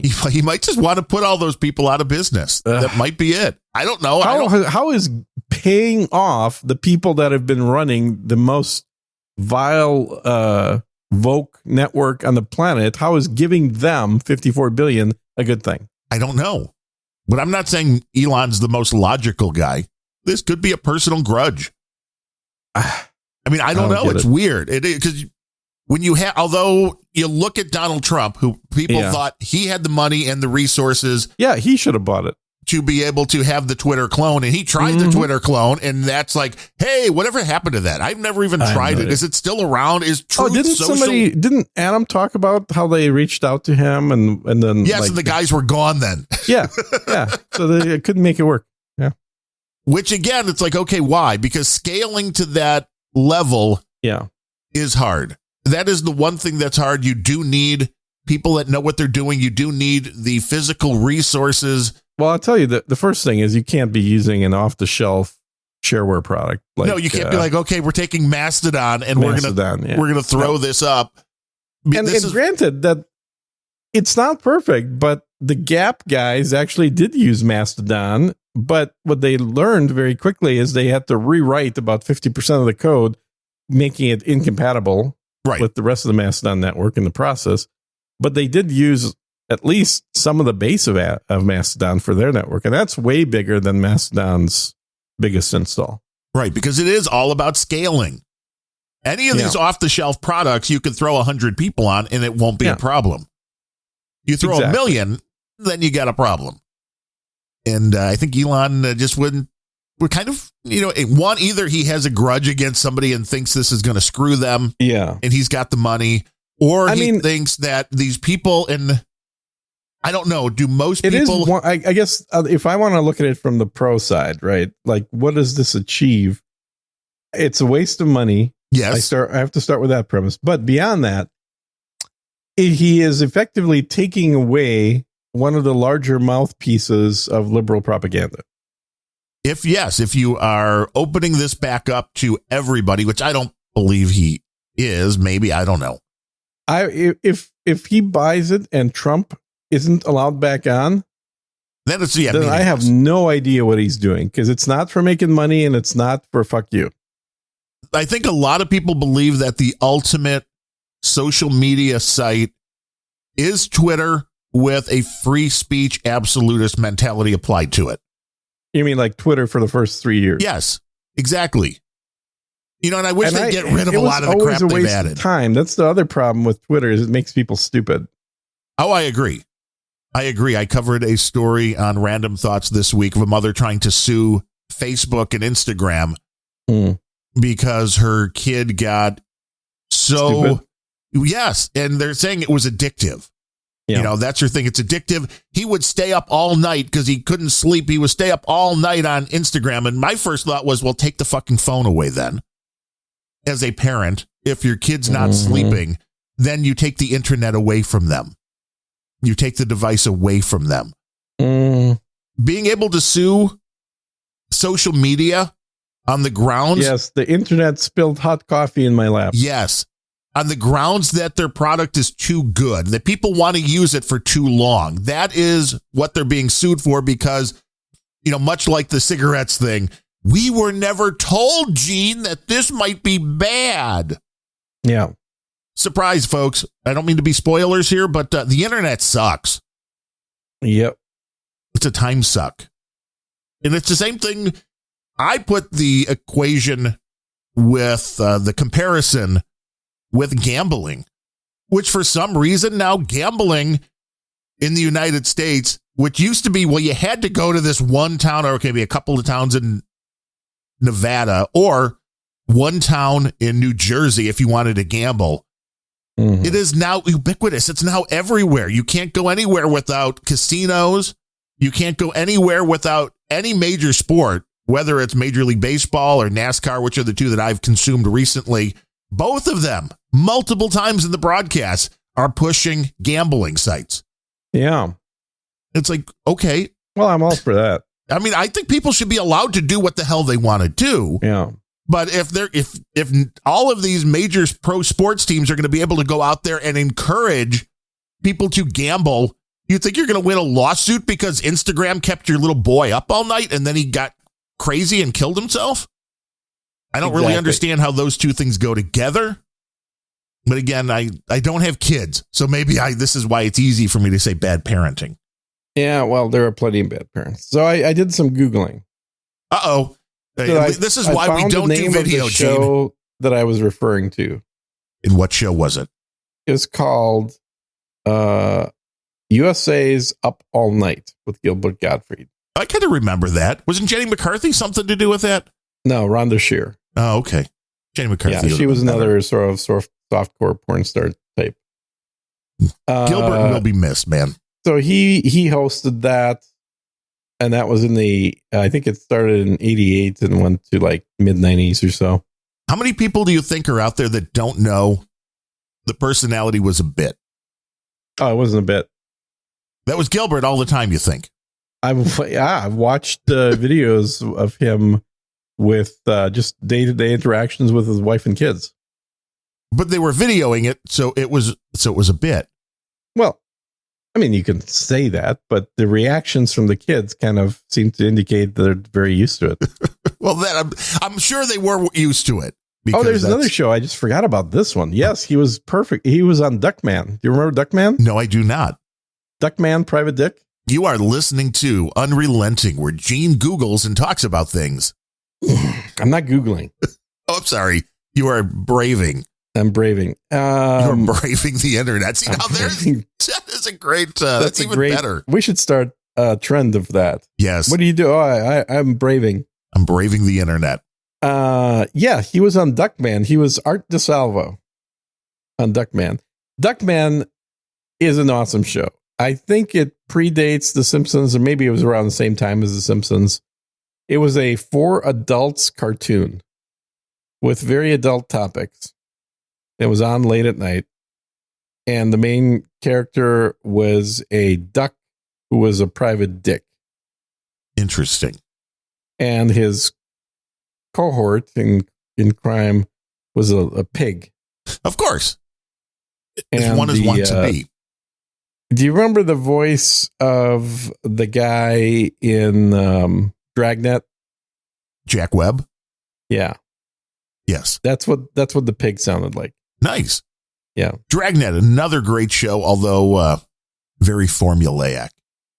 Oh, that was a propaganda show, man. Well, that whole show was nothing but propaganda. We're going into the case files of the Los Angeles. Duck, get this, the duck was voiced by Jason Alexander. Oh, of Seinfeld fame. Yes, of Seinfeld fame. And that show had all kinds of fun characters. Ben Stein was on it. Tim Curry was on it. Dweezil Zappa was on it. I mean, it was Gilbert Gottfried, of course, is the guy I was mentioning. It was a wildly written cartoon that was drawn in a very interesting style as well. It was sort of like a mix of Boris and Natasha and the Pink Panther, kind of very 70s looking. Now, could the show be made today? Oh, no. You probably couldn't even watch it if you tried right now. It's probably all the episodes are banned. Yeah. Because it's dangerous. It's hate speech. It is politically incorrect. It would be, the topics are not going to be particularly. I'm sure it's a show that some people like Jason Alexander probably wish they hadn't made. See, I don't know. It depends on your viewpoint, I guess, and just how liberal you are. Duckman has an idiot son. Okay. You know, he's retarded, but you can't say that. Well, I mean, you can, but we're probably just got booted off of YouTube. Thanks, Gene. Yeah, well, we're not going to be getting any ad money for this episode, that's for sure. We're not going to get any ad money for anything. Uh-huh. Exactly. I mean, we've already touched a few I would recommend rails. Anybody that wants to watch something completely different, that you go check out Duckman. I'm sure that's available on something. I think they only did a few seasons, but obviously, because it was so racist and horrible. So good. It was so good that they only had a few seasons to do. I just started watching. Well, I'm a few seasons in, but it won an Emmy. The Brooklyn Nine-Nine is what I've started binging on. Oh, really? That seemed like a stupid show to me. It always did to me too, which is why I never watched it. And then I was like, I was bored, and I saw it was there on Hulu. Yeah. And I was like, oh, this isn't bad. And there were actually a few jokes that led me to believe that some of the writers were conservative, which there was a couple Joy Behar jokes that was like, oh, this is interesting. This is unexpected for any kind of current Hollywood. But I think it holds up. I think it's a decent comedy. If you like Get Smart and that kind of stuff, and it's not that wacky. It is kind of a cross between it's definitely not a serious cop show, but it's not super slapstick. Mm-hmm. So it's somewhere in the middle. I think it found a pretty good balance, at least what I've seen so far. What do you think about voice actors? Are they real actors or are they fake actors? What do you mean fake actor? I mean, now computers can do all of this. But I think... What, you mean talk? Yes, produce audio that people hear as speech. I don't know if I buy that. I mean, the computer talking always sounds a little Chinese to me. Well, that sounds racist. Why? How's that racist? Computers always sound Chinese to you. Yeah, you can always tell if you watch a YouTube video, which has a neutral American voice in it with grammatical errors. There's always a hint of like made in China. But to answer the question, I think voice actors are, in fact, actually acting. I think being able to produce dialogue, to do your lines is acting. Otherwise, it's just reading. That's the whole thing. There's a difference between... isn't acting simply just reading while grimacing? I don't know. I think there's inflections. I mean, it's the difference between having a personality and being an NPR bot. I mean, you could do that kind of a read if you want to. Mm-hmm. But I think, when you heard Gilbert... I think I'm channeling a little bit of Jiminy Glick. Jiminy Glick? What is Jiminy Glick? What do you mean what's Jiminy? You know who Jiminy Glick is. No, I do not. What are you talking about? He's one of the most famous interviewists out there. He was very popular. Oh, yeah, Martin Short, right? I something like that. Yeah. Okay. I get it. Yeah. What do you think? Yeah. And then acting just... I need some Oreos to start shoving in my mouth while doing the... A trick to Jiminy Glick is to talk really low and really high. It brings something different. See? I mean, it's a character. It is a character. You know certain characters when you hear them. And that's acting. Well, is it though? I think so. Is it just simply talking while grimacing? Elmo says, no way, dude. I mean, that's a totally different character. Yeah. Now, you clearly you have one of those toys that you just push the button in his stomach. No, G, I don't got no toy.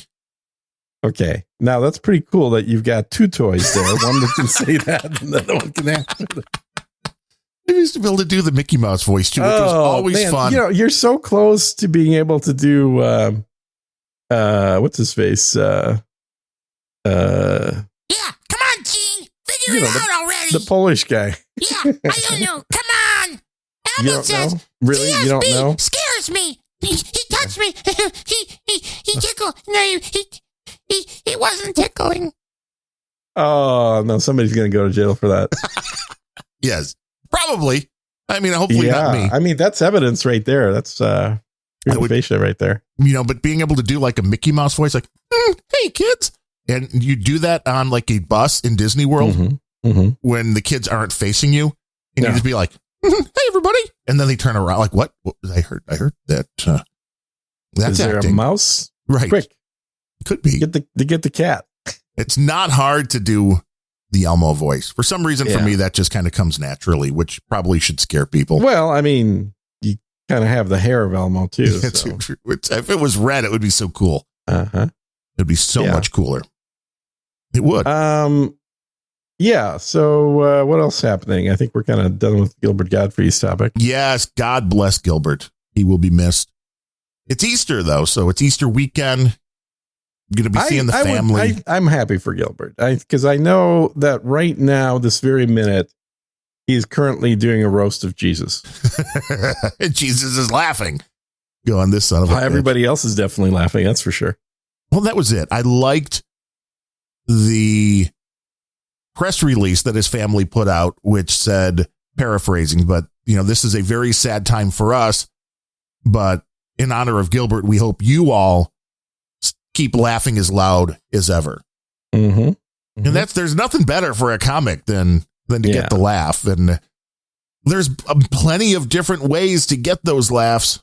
Some are kind of frowned upon now, but there was something to be said for the comics that would push the envelope. One of the television guys talked about having Gilbert on their show. It was like a showrunner or something, and Gilbert was going to go out and do a bit. Jerry Springer? Maybe.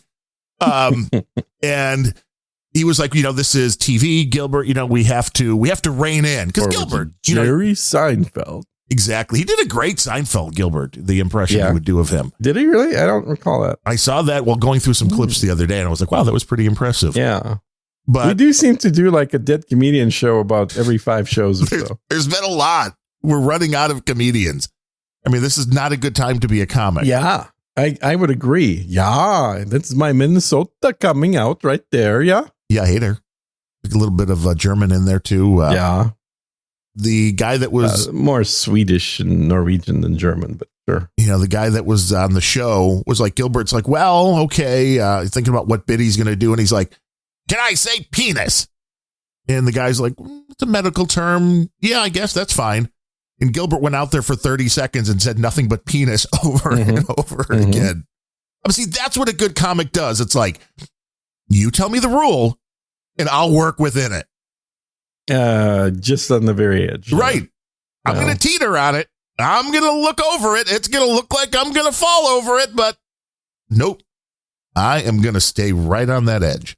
I've started rewatching Seinfeld. It's a decent show. It's interesting because it also looks like a newer show because it was also recorded on film, which means when they were ready to go widescreen, unlike the old 4:3 aspect that us old folks remember, they had the tape to be able to do that. Yeah. And the thing about Seinfeld, I think is interesting is that the worst actor on the show is Jerry. Right. Everybody else is a better actor. But he's actually just playing himself, which is the Jerry's funny part. Just playing himself. Exactly. So is that acting? No, that's not even acting, is it? I mean, he is talking and grimacing at the same time, but he is giving lines, right? That are probably but I will pre-written. say that I think Jerry is much better at the stand-up.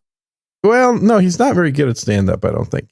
But he's much better at writing jokes than he is, I think, at acting or stand-up. And why do you say that? I just don't find his character compelling enough. But wasn't that the point? But in the show, he's this famous, successful, well, maybe not famous, but certainly a successful enough comedian to be able to live in a nice place in New York. And but was it really that nice of a place? It was an expensive apartment. Are you kidding? But that's kind of a small little apartment. It certainly wasn't a lavish apartment. He's he had no issues about spending money whatsoever. Well, that's true. Yeah. He bought his dad a Cadillac. Of course, the irony is that show made him a billionaire. Yeah. But, he certainly wasn't that when they started. And it was really a show about nothing. So, well, and he is kind of like this podcast. Right. Which, I was considering hopefully that. We'll become billionaires one day. Yes. I mean, I was kind of considering that because I'm like, okay, we do jump from different genres and different topics all over the place. But it really does kind of remind me of what Steve Dahl and Gary Meyer used to do here in Chicago, which is a talk show, two guys who both think they're funny that, that's us. And that just talk about whatever. Yeah. And I like that format better than most. Because one, you never know what you're going to get. I mean, I understand if you're looking for tech news and nothing but tech news, you're going to go to a tech news podcast. If you're looking for political stuff, you're going to go there. Yeah. But I like the open-endedness, which is these guys might talk for 2 hours about something serious, like what's going on in Ukraine. I hear there's something going on. Or, you might get tips on how to make the best lemon smoothie. You might hear about some television show. And you have infected other people now. My my co-host on my other podcast was asking me about that and what the best way to, blend the lemon is. Yeah, I found out now that the best way to not get any of that waxy residue in the glass is to boil some water in a bowl. In the microwave works the easiest. Boil the water in a bowl and just roll the lemon through there for about 20 seconds and then just rinse it off. And then you don't have any of that. Nice.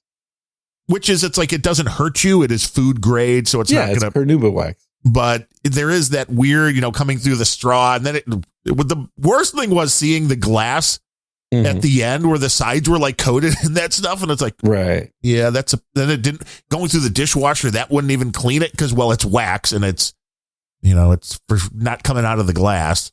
I don't know, man. I think I must have hotter water temperature coming out of my hot water heater because maybe I could just rinse it right underneath the sink. If you rinse it, it'll come out as long as you don't let it dry first. It's the letting it dry first. Like if you just finish it and then throw it in the dishwasher. No. I'm not talking about the glass. I'm talking about the lemon. So I quickly wash the lemon with hot water and then rub it with the what do you call that thing? A brush. Well, not a brush, but like the little pad thing. Yeah, it's like a Brillo pad, a scrubbing pad. Yeah, exactly. So as long as I do that, it gets all the wax off. So I don't put it into boiling water. I guess I could try the scrubbing pad, but this is easier. You just kind of spin it in the boiling water, although it takes some time then to boil the water and you can make the case. Yeah, it takes time to do that. But doesn't it also warm up the lemon? Because I like the lemon to be right out of the fridge. We do get it right out of the fridge. But see, here's the way I like to make it, the way that I've come down upon is then mixing it with about as much ice as the size of the lemon or maybe even more. So it makes it into more of a frozen drink. So that doesn't hurt it at all to get the fact that the warms it up a little bit. Because I just use equal lemon sized portion of distilled water is what I put in there.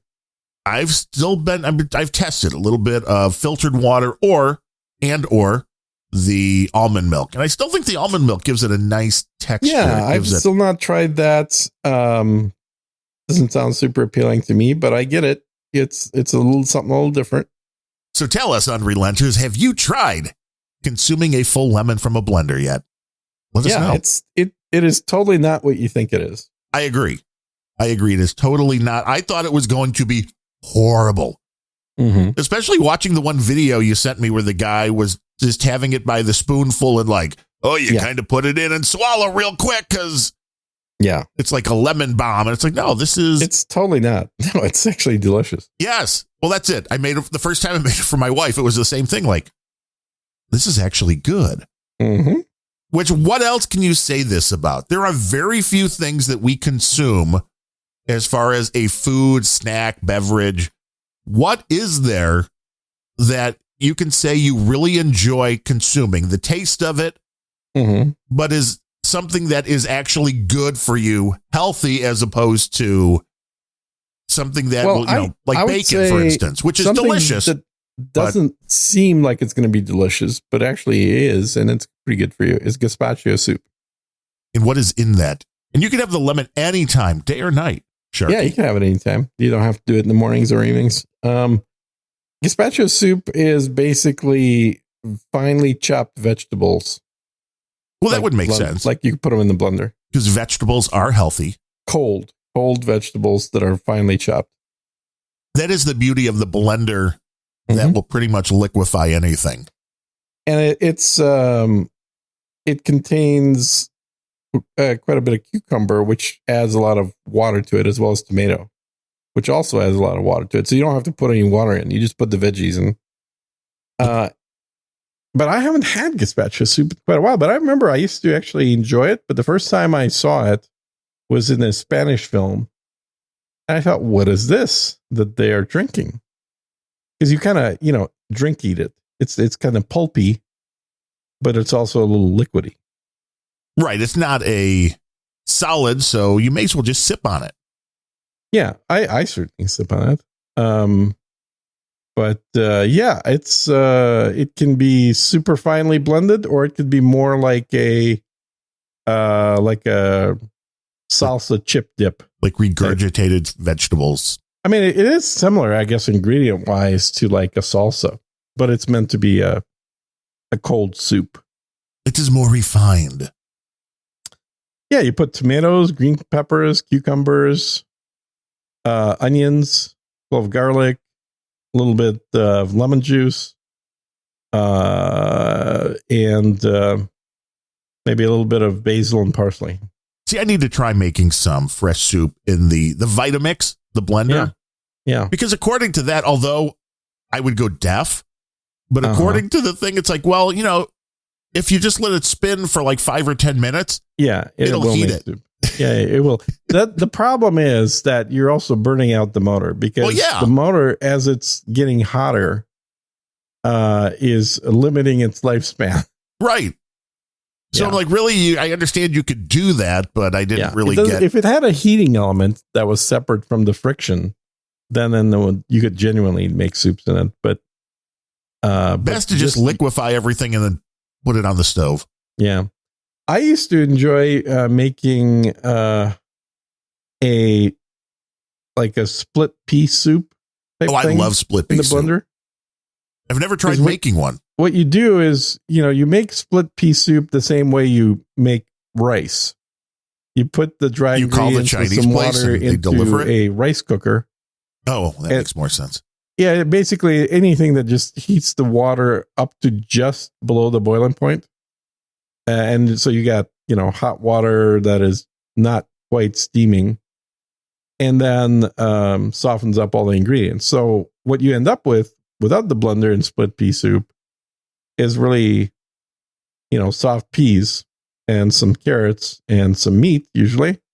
But once you chuck all of that into the blender, give it about 10, 15 seconds, not very long, you end up with what you would expect from a more of a, like if you buy pre-made split pea soup, which is just a green goo with some red chunks in it. Right. See, the better ones actually have some texture though. Yeah. Yeah. But that's the thing. You can vary the texture by varying the amount of blending you do on it.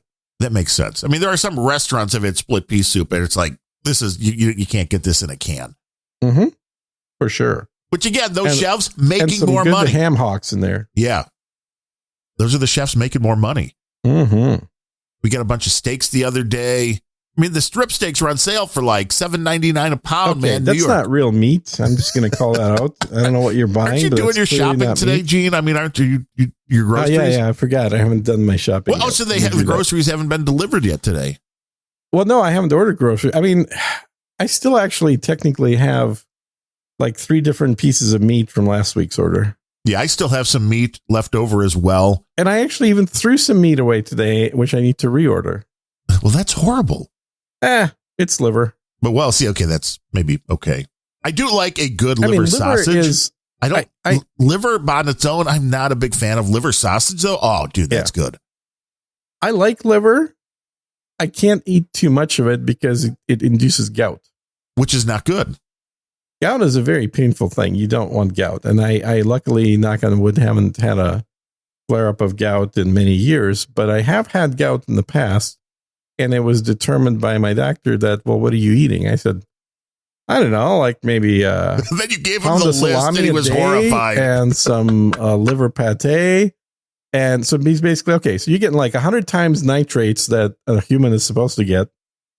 You're like, but I'm drinking a whole lemon, Doc. Doesn't that? Exactly. Well, doesn't that, it's not good for it. Just take the lemon drink, should just get rid of all that shit. Right.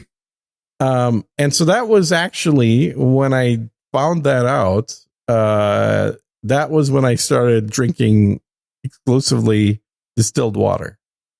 You want just pure H2O going in.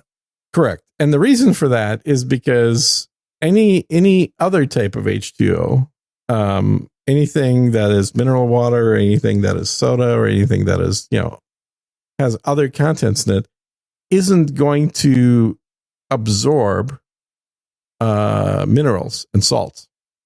And distilled water, being pure water, has the ability to absorb the most salts out there.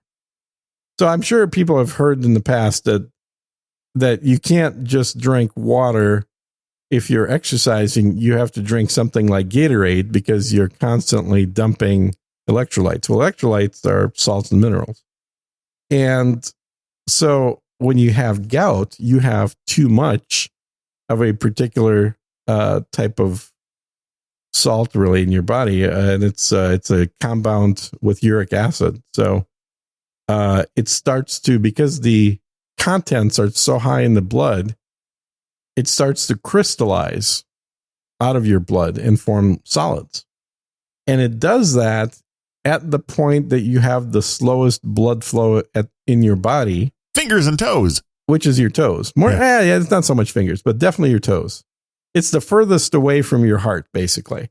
And so the speed of the blood there is super slow. And so that's generally where the crystals start forming. And these are, little micro tiny crystals that are small enough that they will seep out of the blood vessels, not by making holes, but because they're so tiny, and then start just spreading around that general tissue area, and including getting to areas where your nerves are running through from your fingers and, from your toes. And so it is the movement of your feet causing the crystals that are super tiny little crystals that were formed in your blood but have seeped out of your blood, actually touching and scraping on the nerve cells in your body, in your toes. Yeah, and so that's what's causing the horrible pain. But yeah, I've known people with it, and not fun. Oh, you can't walk, dude. You can't walk because your body's response to that kind of pain is it thinks it's being attacked by like a bacteria or virus. Or like a bunch of Russians. Or a bunch of Russians. So it instantly inflames that whole area, right? That's the inflammation. When you hear that word, that is just the body's response to an attack by a foreign substance like a virus or could be a poison, could be a bacteria, anything that is a foreign object that is disturbing the bioprocesses will trigger an inflammation response. An inflammation, not good. Well, the inflammation is actually good. The feeling of inflammation is actually not pleasant. But the inflammation is helping the body.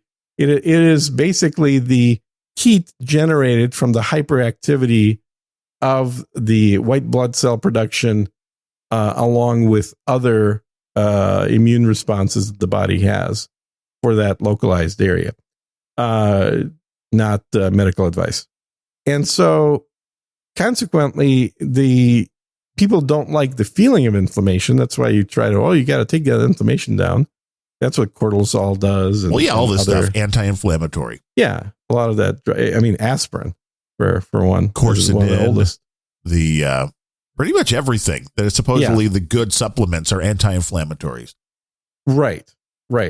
But the thing is, what you want to reduce inflammation on are things like gout, which are not caused by a virus or an infection or anything like that. So the body can't really fix it.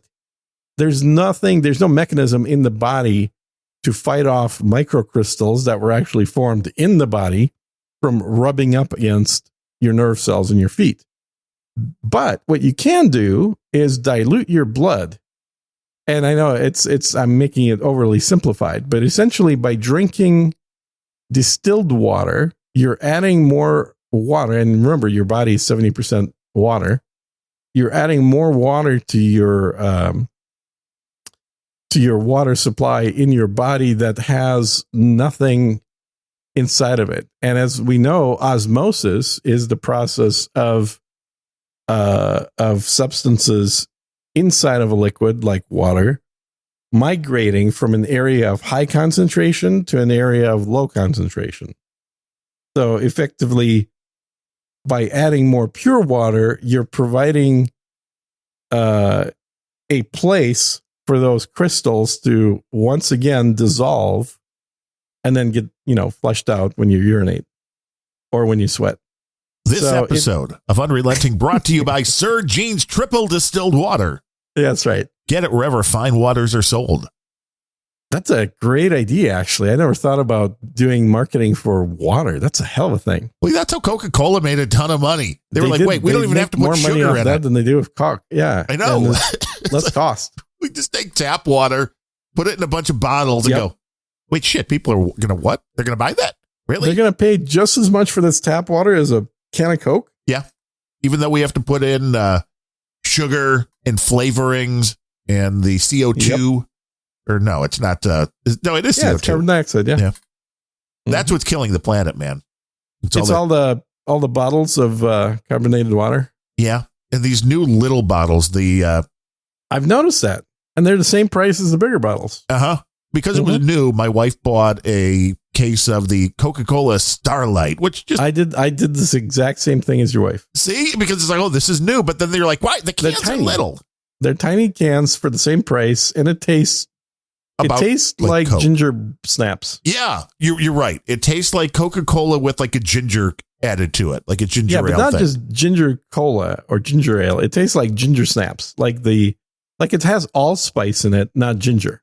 Yes. I mean, it wasn't bad, and it's probably the right amount of sugary drink that you should be drinking rather than, like 64 ounces. But yeah, we're being nudged in that direction. Although, again, it's inflation, so those little cans are like, well... I don't think we're going to see the big cans much longer. I first saw the little cans in Japan in the mid-90s.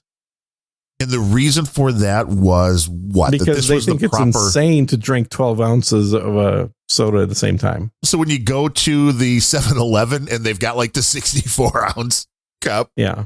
For like 30, Costco, they thought sells those too. If you go to Latin America, like anywhere in Mexico and South. Oh, you get the Coke in the bottles, man. You get the 3-liter Coke bottles, not the 2-liter Coke bottles. Really? I have not seen a 3-liter bottle, I don't think. Yeah, a 3-liter Coke bottle. And it's like, oh my God. But then I have to remember, yes, these are Catholics. They have big families. Yeah, there's nothing wrong with Catholics. We're all getting together for Easter. Well, I mean, I could give you a list. But anyway, let's move on. But we will thank. We are a Value for Value podcast. We are a failing Value for Value podcast. I don't think there's such a thing as a failing. I think the value we bring is so low that we're getting appropriate level donations. That makes sense. Brian Hall, a holdover from the last show, still coming in at $2.93 a month, and we really appreciate it today because that's it. Nice. That is it. Awesome. I mean, I won't even mention the amount I brought in on the rock and roll pre-show this week. Oh, how much did you bring in? Well, because it was my birthday week, it did kind of yes. I wish you a happy birthday. But yeah, a couple $100 at least. I haven't really added it up. Wow, it's look at that. It's like way more than $2.93. Yeah. Well, this is the show you do for your creative outlet. That is the show. The other show you do just purely for the money. Right. Well, the rock and roll pre-show was supposed to be the one for them, which is still the most fun because I get to listen to music. Keep saying that just to make yourself feel good. No, it's because it's like you get to play music and insult people. And that's the whole bit. I don't know. You do. Here's the problem with you making money on that show, not legal advice, is that you're playing illegal music to an audience that is paying you for that. So you have a transaction in place now. No, we don't exist. That is look over there. So hopefully you never get so big and make so much money that the IRS goes, hey, wait a minute here. You owe us like 10 years back taxes on this. Well, see, that's and hold on. We're going to send this info to the RIAA as well, because it seems like all the music you're making money off of is illegal and copyrighted by people that you don't have permission from. We do pay taxes. I'm not stupid. It's money that comes in. I do have to pay tax on that. It's a donation for a service we provide. But yes, it's. Is it really a donation, though? As opposed to what would you call it? Like this, we just got from Brian Hall. Tip jar. It's a tip. Isn't that? It's a tip. Now, the question is, what is, when it comes down to a lot of this stuff, what is income? What is, well, the government's going to say everything's income, but what is a tip as opposed to what is payment for services? The same thing. What is the difference between that and a gift? Now, yeah, I mean, technically, I think we are supposed to pay taxes on gifts. Nobody does. No, nobody does. You're supposed to. But like, what if somebody gives you a car? You're supposed to pay tax on that. Correct, at the fair market value. If somebody like the lottery gives you $1 million, you pay tax on that. You do. But that's not So why a would gift. you pay a tax on a gift that's $25? So what you're saying should- is, if your grandma gives you $25 for your birthday, You should really pay like a third of that to the government. it was like, well, Seinfeld got $5 from his nana for he was never cashing the check. Remember, that was a great episode.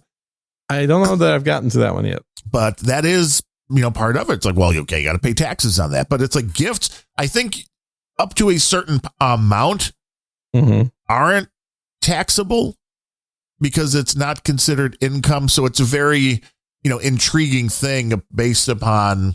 Not providing legal advice. Right. Yeah, maybe. I don't know. Yeah, do not take any legal advice from this podcast. Or the only one you may want to take it from is Rakaida, because he's an I actual would lawyer. not take legal advice from Lord Kyla. He's been sued a lot lately. Well, see, then he knows all about the legal system. Yeah, he hired a lawyer. But if you do want to support this show, this little podcast that could, the Unrelenting Show. Don't bother. There's no point. I mean, honestly, it just creates extra problems and headaches and trying to calculate this shit. And then we spend like 10 minutes talking about it. No, let's just make it clean and simple. Do not donate to this podcast. If you like what you hear on here, just donate directly to Darren or directly to Sir Gene. Don't do it to this podcast. There you go. There's your PSA. Now we've just saved 10 minutes of the show. It's a whole new system. And a bunch of, honestly, what's the difference? Who cares? Let them donate either directly to you or directly to me. Then we don't have to waste time on donations. But that's true. I mean, they can split it up any way they want. I mean, so those They're that not think going to split it. They're going to pick one or the other. right. And let's be honest, they're picking me because you are the evil red menace. Exactly. I'm the evil red menace. Yes. And I'm a you're poor all podcaster. Nazis, so I guess it's all fair. Right. I'm a poor podcaster with bad vision. And I mean, you're a guy that's making like $500 million a year as like a COO of a company. Yeah. And Right. And I'm like, I thought you were going to say that number was high, but I may have guessed low. This explains how you have the lifestyle you do. I can't believe that fucking Musk beat me to buying Twitter. I know Bastard. you were trying to get there. A bastard. Imagine how many people would have been pissed about that. What, me buying Twitter? Right. Yeah. How many people would you have banned day one? Everybody who's currently not banned. Right. Right. We start with that. And, then anybody, we anybody that we is unban banned all the banned people. Yeah. comes back. Right. You just flip the switch. Everybody that's not banned, you're now banned. Yeah. Everybody that was banned, you're now on. Well, Go. I would sure as hell, at the bare minimum, ban all the blue check marks. If you got a blue check mark, you need to get banned. It is a cesspool filled with bots. And Elon was not wrong when he posted the other day the top 10 Twitter accounts. He was one of them, which is interesting. The top 10 followed Twitter accounts. Barack Obama, number one, which is still interesting to me. Banned. He should be banned. Should be. But his point was that most of the people on that list, Taylor Swift was on that list, not really using Twitter much anymore because Twitter's time for that kind of stuff, I think, has come and gone. I think Twitter has now become so politically polarizing that a lot of people don't even want to get into conversations. I mean, sure, if Taylor Swift is going to drop a new album, her Twitter account will say, here's a new album. Go buy it here. Has she ever actually posted on Twitter, or has it always been an intern? No, for a long time, she was the one on and answering fans and interacting because, again, she started. Oh, if she was answering fans, it's an intern. No, at the start, no, because she was actually just a teenager with a very small fan base, which a lot this happens. Oh, you mean before she got a record deal? Correct. Before the record deal made her hugely famous. Before the company that made her, that she's now screwing over. Yes. Well, there's no really screwing over. She left that company. They sold the masters. She didn't buy them. She's crying and bitching because she didn't want to put the money into buying them. Yeah. And now she's re-recorded a bunch of the stuff, which is genius when it comes down to it on a couple of different levels. But when she started, when she was a country artist solely, she was not that popular. Her first couple of releases, it wasn't like she came out of the gate with the first album and it was a... Do you remember John and Adam making fun of her? A little bit, yeah. This was like it's early days when she just was breaking onto the scene, and they had pointed out the fact that her rich parents basically bought her a record deal. Well, yeah. Well, that's what you do in this country. And if you listen to her, you can see she can't really actually sing. Well, no, and she sucks at singing. I mean, she did. She's gotten a lot better. The concept, like there was a clip that they played. I can't believe I remember this from like 10 years ago. Oh, I believe it, Gene. You know. There's a clip that they played of her listening to a practice session that they just recorded and saying, I just think there's just too many notes here. And it which is like a line right out of Mozart, the movie, Amadeus, where the idiot Habsburg prince, whatever he was, pare it down. He's listening to Mozart playing and the new composition and saying, yeah, it's nice, but I feel like there's too many notes. You want to simplify, baby.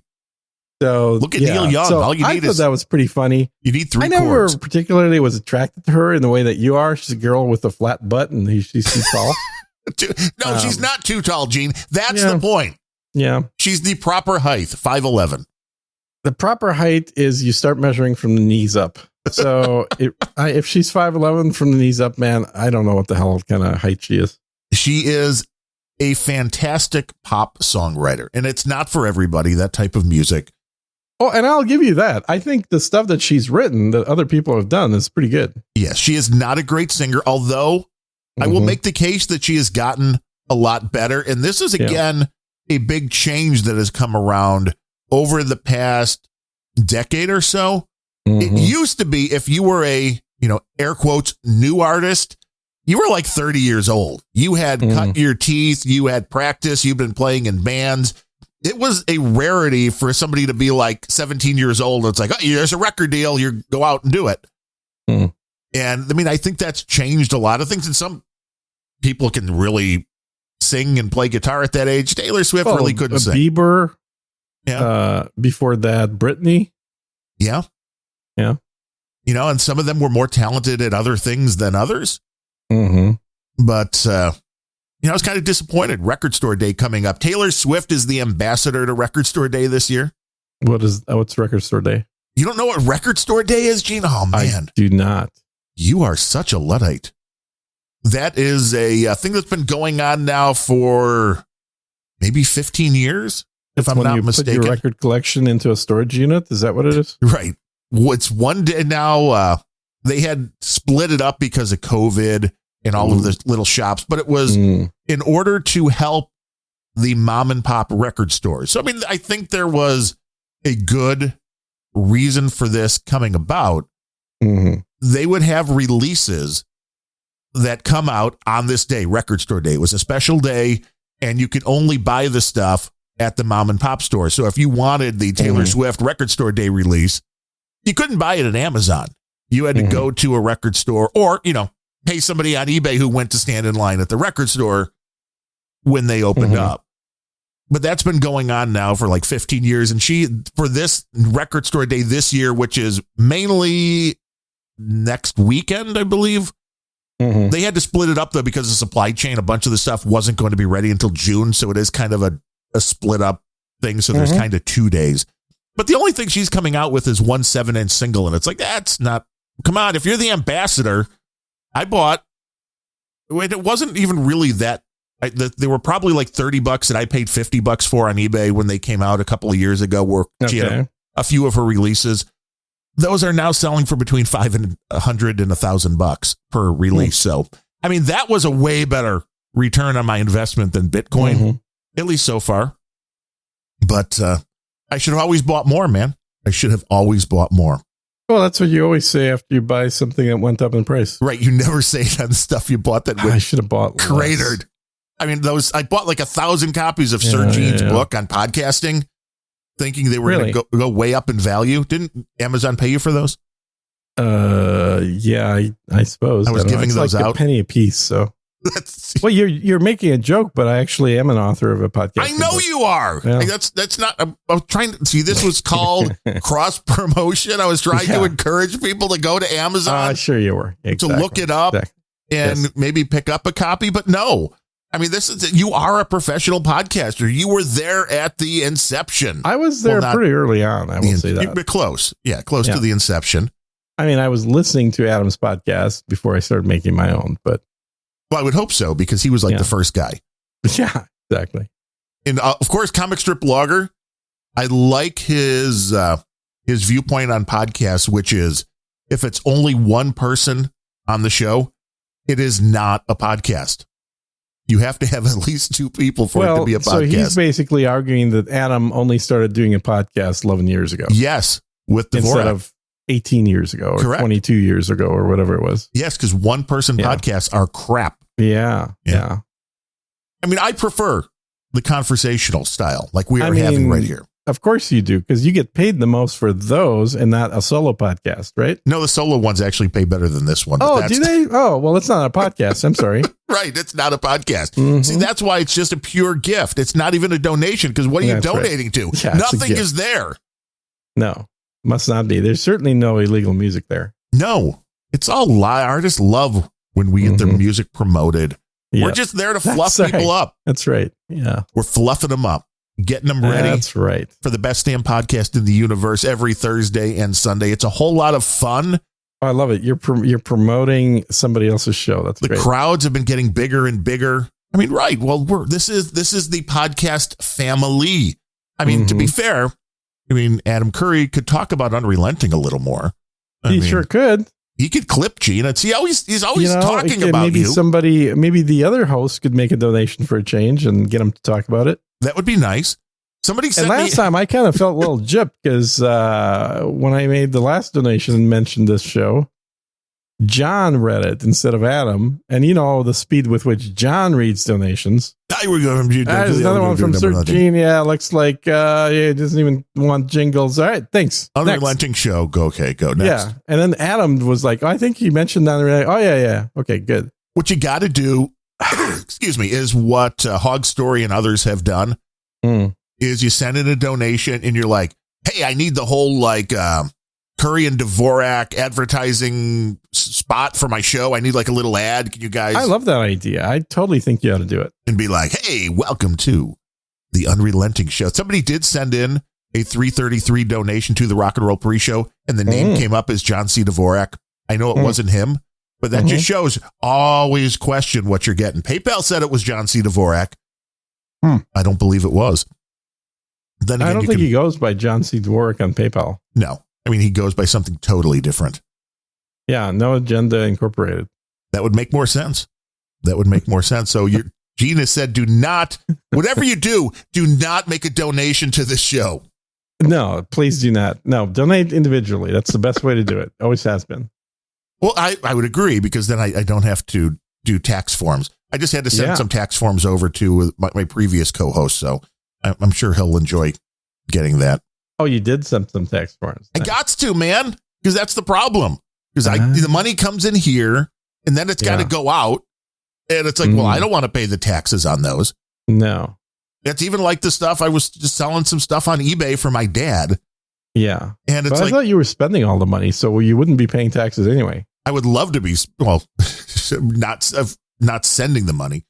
Spending, I mean, I spend the money, but I mean, that's if I want food and shelter. Well, I don't know that food is necessarily or shelter would be deductible, but certainly microphones and whatnot, which you seem to have an abundance of, are. I haven't bought enough lately. Direct expense related to the show. I went and looked because even though the RE20 I purchased, it was a Christmas present from my mom, which it was getting through all the COVID stuff. Like I just get whatever you want. So I bought it. So it's like I could have, but like that was the year before. I'm like, oh crap, that was December of 2019 or 20. When it was a year before. So I really didn't buy anything for the last year. I need more gear. I would have bought a Motu, but then they fucked up their new system to not be the pro routing. So I haven't bought any new gear in over a year. It's sad. I need gear. It's sad. And you telling me you bought that Motu that? Oh no, yours is a few years old. Yeah, this is still the MK4, right? Yeah. It is a workhorse. I like it. We need the MK5 to come back, or 6 rather, to come out with the features added back in. Yes, or they need to update the AVB, whatever model you have, and yeah. Then we would all be happy. I mean, this used to be the smallest member of the AVB line and the cheapest of the Pro line, right? Stopped making it. Yeah. I don't know, man. What's going on, Motu? Although a lot of these companies I've been buying your products since literally the 80s. they can't get the product. I don't know. Maybe they can't get the chips. Maybe these things are going to be pushed back for 6 months or a year. Ugh. You know what? It's all Putin's fault, Gene. All Putin's fault. Yes, the Putin slowdown from China. Exactly. But hey, That's got to be it. Hey, I do want to say one thing, though, relating to that, somewhat tangentially. Did you see that the battleship, what's not even battleship, really? It's a The battle Russian cruiser, Moskva. ship that was sunk, sank. allegedly. That is so, it wasn't sunk, it sank. It's very sad. It's very sad because that is a ship that I play in World of Warships with.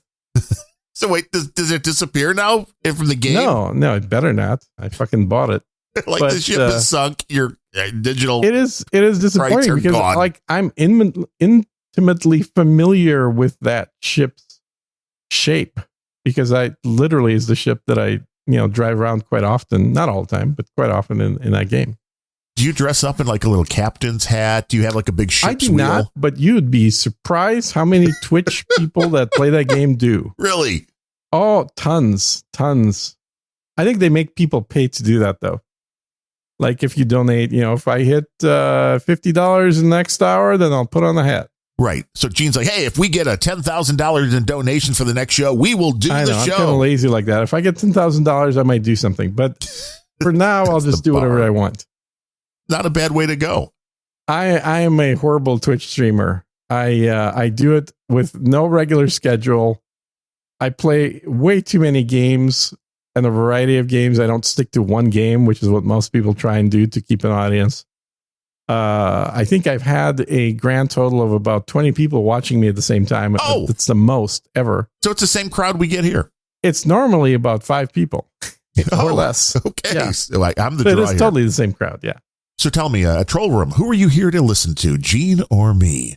Vote now on No Agenda Social Well, or it's in the troll obviously room. me because they can listen to you 5 days a week. They can listen to me anytime, day or night, Exactly. by going to randomthoughts.com, by going to And this is the planetrage.show, only time that I'm on the stream. The rest of unrelenting.show. my other show is you got 2 shows. pre-recorded. You It's not got on the 2 stream, though. shows. Well, you should be doing the shows live At like 8 p.m. on the Sunday. stream? Well, no, just get it with this dude named Ben. Yeah, that's what I'm saying. We record that in the evenings because we used to record it in the mornings, but then we had to switch because his wife complained. Well, okay. Now Should I that have you, said that publicly? Maybe not. now that you mentioned that, instead of hitting the eject button, I did have a article pulled up from TMZ about the quarterback Cam Newton, and I don't know much about football, but I've heard of Cam Newton, Mm-hmm. and he was on a podcast where he says he believes that women should cater to men's needs, saying the ideal partner should know how to cook and when to be quiet. So I wanted just your input on that. Well, that would be an ideal partner, wouldn't it? He said his experiences at home helped him understand the differences between a woman and a bad bitch. He got some backlash. I mean, I think there's quite a bit of difference between the two. He But said, it also depends on how you spell the word woman. well, we can't even define. I'm not a biologist, so I don't even want to guess. The quote, Yeah. a woman for me is handling your own, but knowing how to cater to a man's needs. I think a lot of times when you get that aesthetic of like, I'm a boss bitch, I'm a this, I'm a that. No, baby, but you can't cook.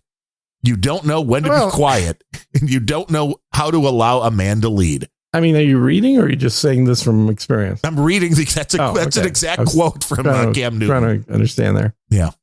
I would agree with that for the most part. I think cooking is probably overrated, but that's Yeah, I don't because let my wife cook. Yeah. Like I like cooking, I do so too. I really, don't mind somebody not cooking as much as I do. Yeah, my wife can't cook at all.